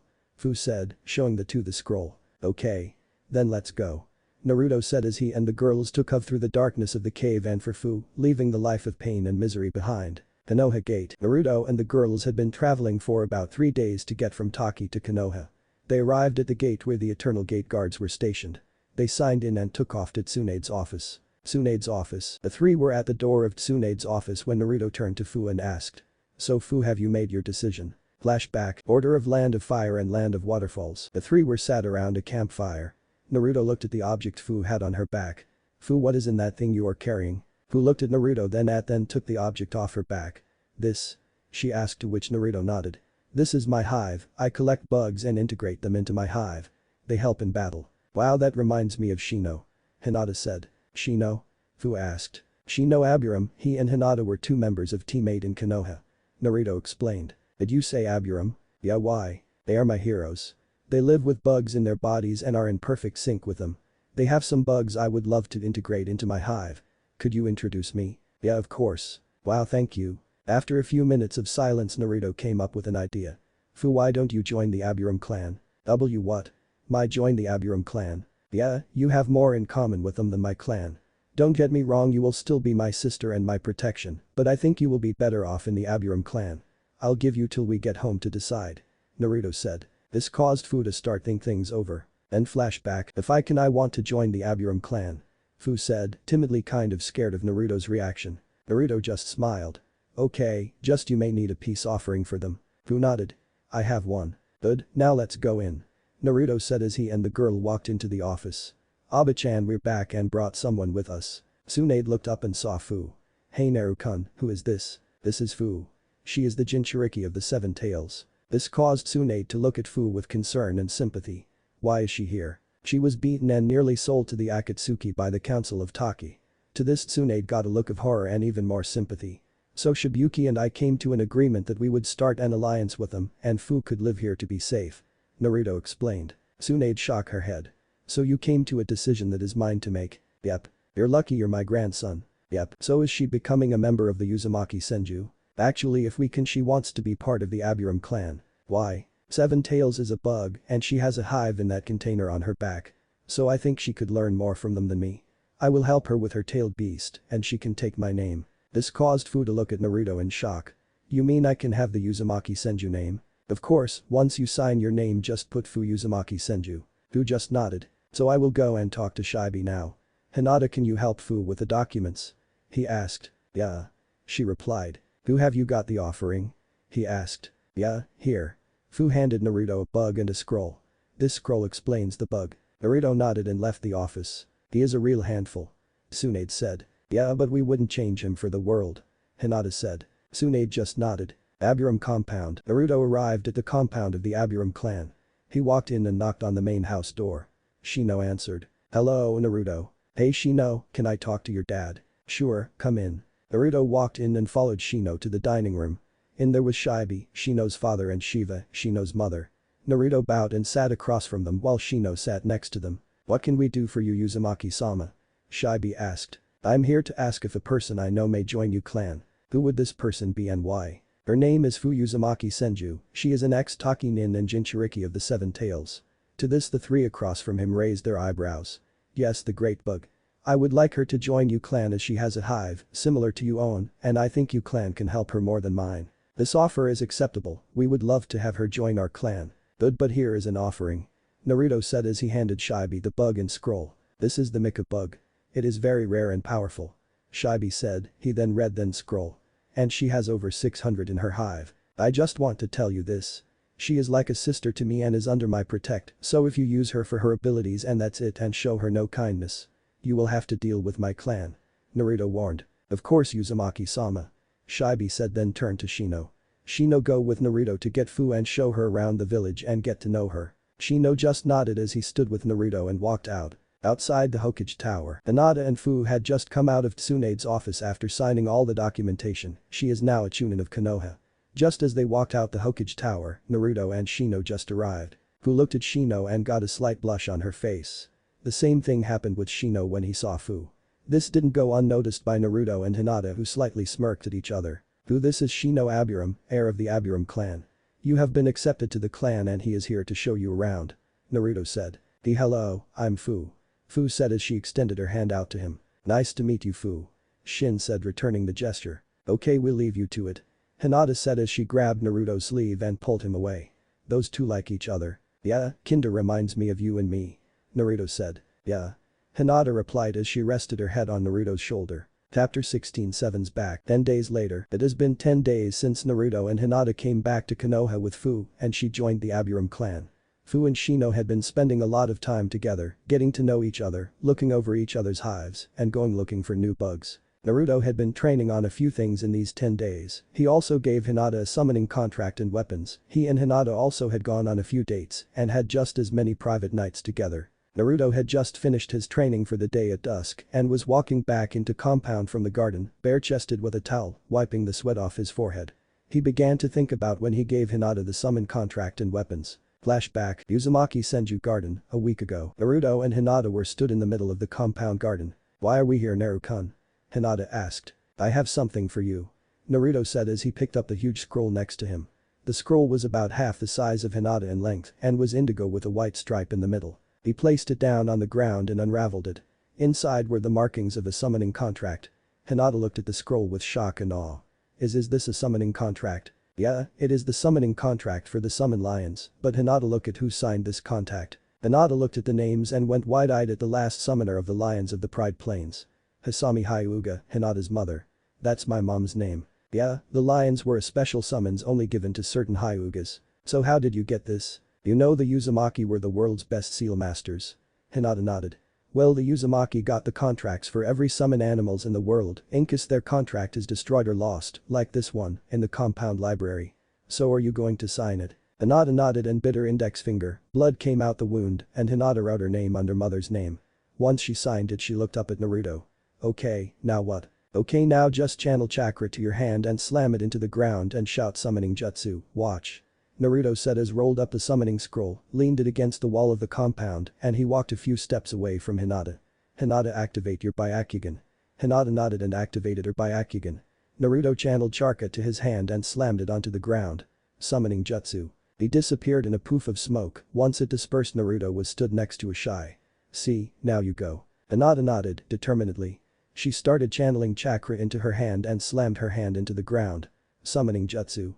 Hinata disappeared in another poof of smoke. Naruto and Ashai looked on in excitement to see who Hinata summoned. Once the smoke cleared, Hinata was stood next to a small pale blue lion cub with the start of a mane, which signaled he was male. He couldn't be much more than 2 feet. The lion cub looked confused and scared and was looking around. He didn't recognize anything about the area and saw Hinata, then he heard a slight growl and turned to see Naruto stood next to Ashai. Being afraid of Ashai, the lion cub jumped behind Hinata's legs for protection. Where am I? Where are my mommy and daddy? The lion cub said. Hinata looked at the scared expression on the lion cub's face, so she kneeled down to him. It's okay. My name is Hinata Hyuga, what's yours? Hearing the name Hyuga, the lion cub calmed down slightly. He heard the name from his father. My end name is Sasaberu. Well, hello Saberu. I am the reason you are here, I summoned you. So you are the lion summoner now? Yep. Hinata answered with a smile. So you will want to talk to my mommy and daddy. Who are they? My daddy is Kingu, the alpha lion of the pride, and my mammy is Kari, the alpha lioness of the pride. Would you be able to tell them I will summon them? Yeah, okay. Give me 5 minutes and summon them. Saberu said as he disappeared in a poof of smoke. Hinata turned back to Naruto. How did I do? You summoned the son of Ba summon. That's better than I did with the toads. Really? Yeah, I kept summoning tadpoles. This caused Hinata and Ashai to burst out laughing. It was about 5 minutes before they stopped. Hinata, put as much chakra as you can into your hand to summon the boss, but you won't be able to summon them both, so I'll help. Naruto said as he walked up behind her and placed a hand on hers. Hinata slammed her hand on the ground and Naruto followed the motion. Summoning jutsu. They shouted in unison. A huge poof of smoke covered the couple. Once it dispersed, 2 lions were sat in front of the couple. One was a white male lion about 6 feet 9, he had a huge mane. The second was a pale blue lioness about 6 feet 3. The two looked around and noticed Ashai. The male lion walked up to Ashai and bowed his head slightly. "Hello Ashai, long time no see," he said. "Yes, it has, Kingu. What's it been? 10 years? 11? Oh yeah, that's right. Dear, we aren't here to catch up with Ashai, we are here to talk with our new summoner. Said the lioness. "Of course, Kari," Kingu said as he walked back up to Kari and looked down to Hinata. "So you are our new summoner?" "Yes, Kingu-sama. Oh, respectful, I like her." "Yes, but she looked very familiar." Kari said. "Yes, now that you mention it, she does. That may be because my mother was Hisami Hyuga," Hinata informed them. The lion and lioness looked closely at Hinata and saw the resemblance. "How did you get our contract? The one your mother had was destroyed on a mission," Kari asked. "That would be me," Naruto said. "And how did you come to acquire it?" Kingu said, with a slight growl. "I am Naruto Uzumaki Senju, fiancé to Hinata Hyuga." Hearing the name Uzumaki, the two immediately knew why he had the contract. "So the Uzumaki clan lives on," Kingu said.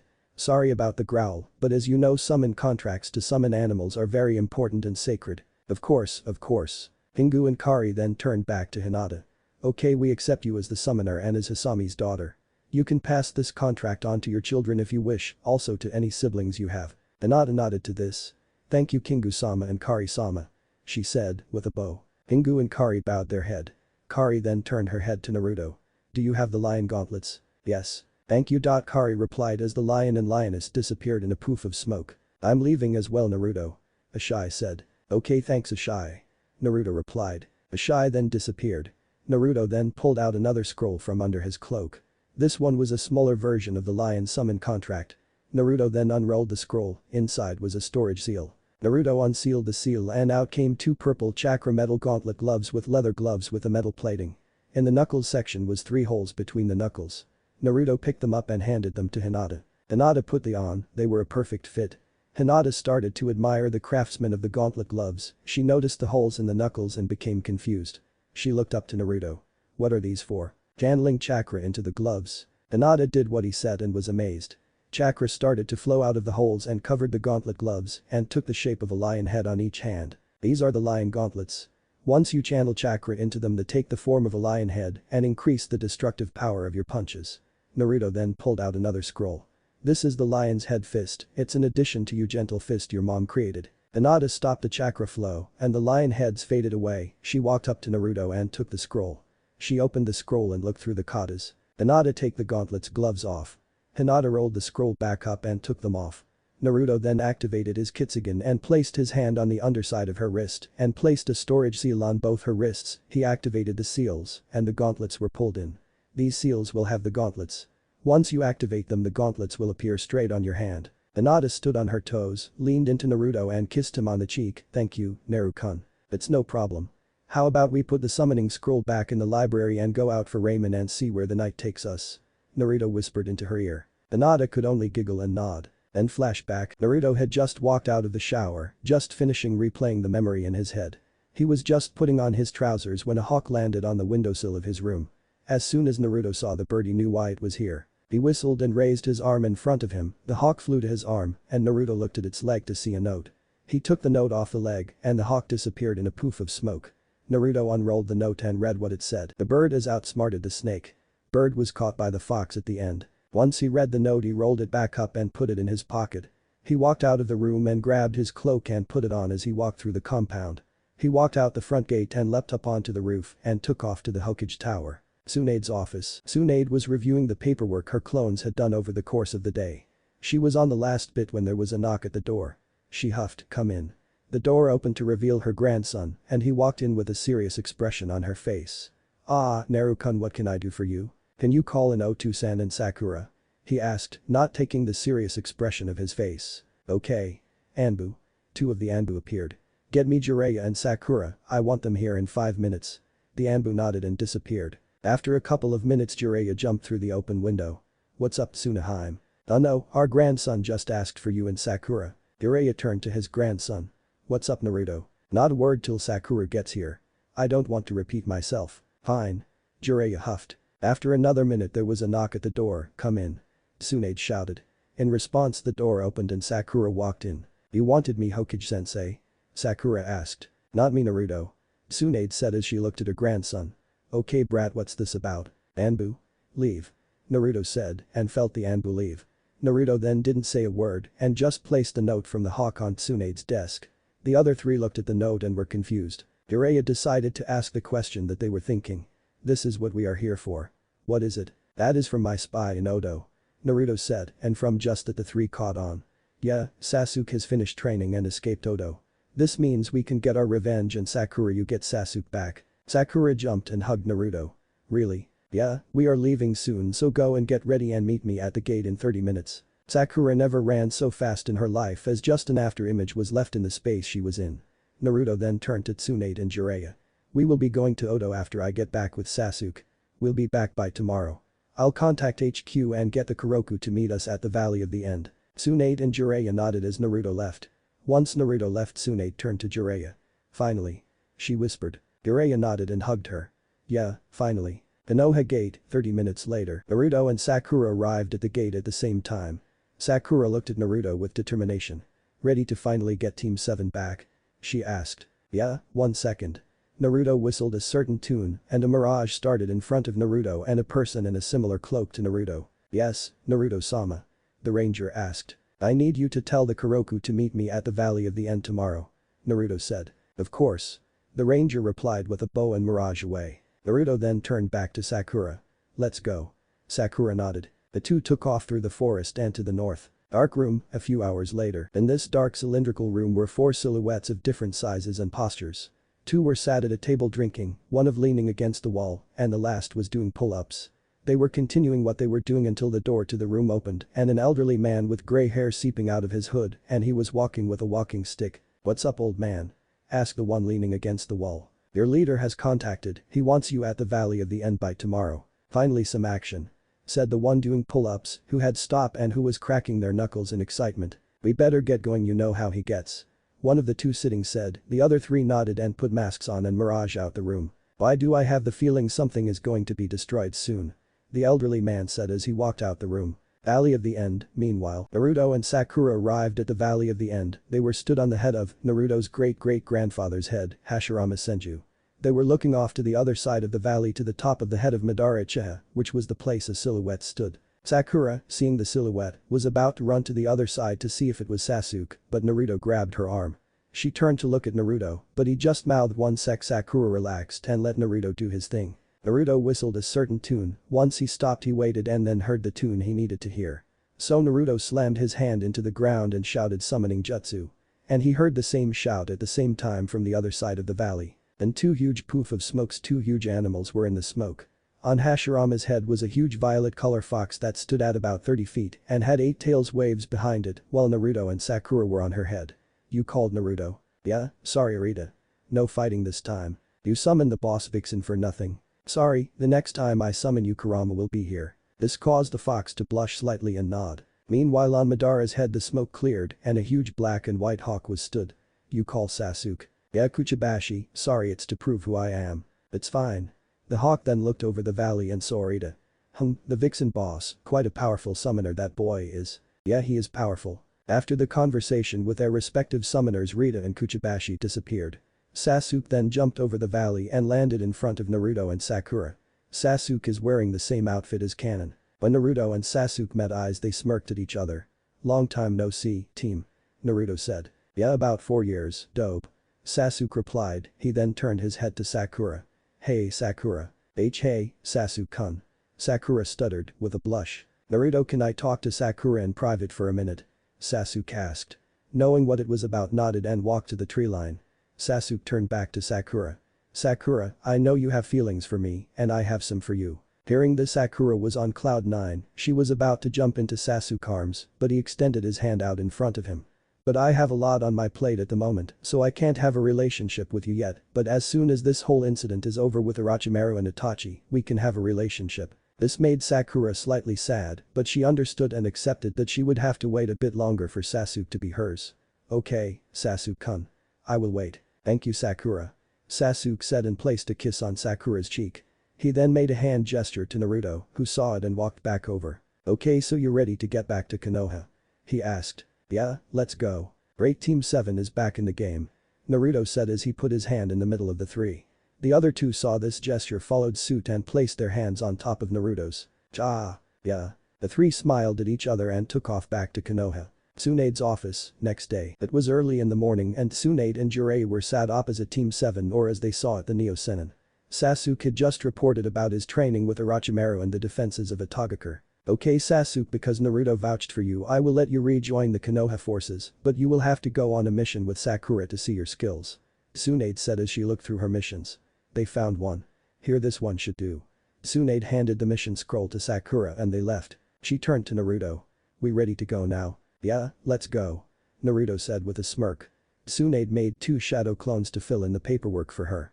Naruto, Tsunade and Jiraiya then took off to take out their family's worst enemy. What if Naruto Council Heritage revealed naruhina? Thanks for watching my video till the end. If you enjoy this content, then do consider subscribing to my channel and leave a like if you guys need the next part, comment down, and thanks for watching the video and see you guys in the next video.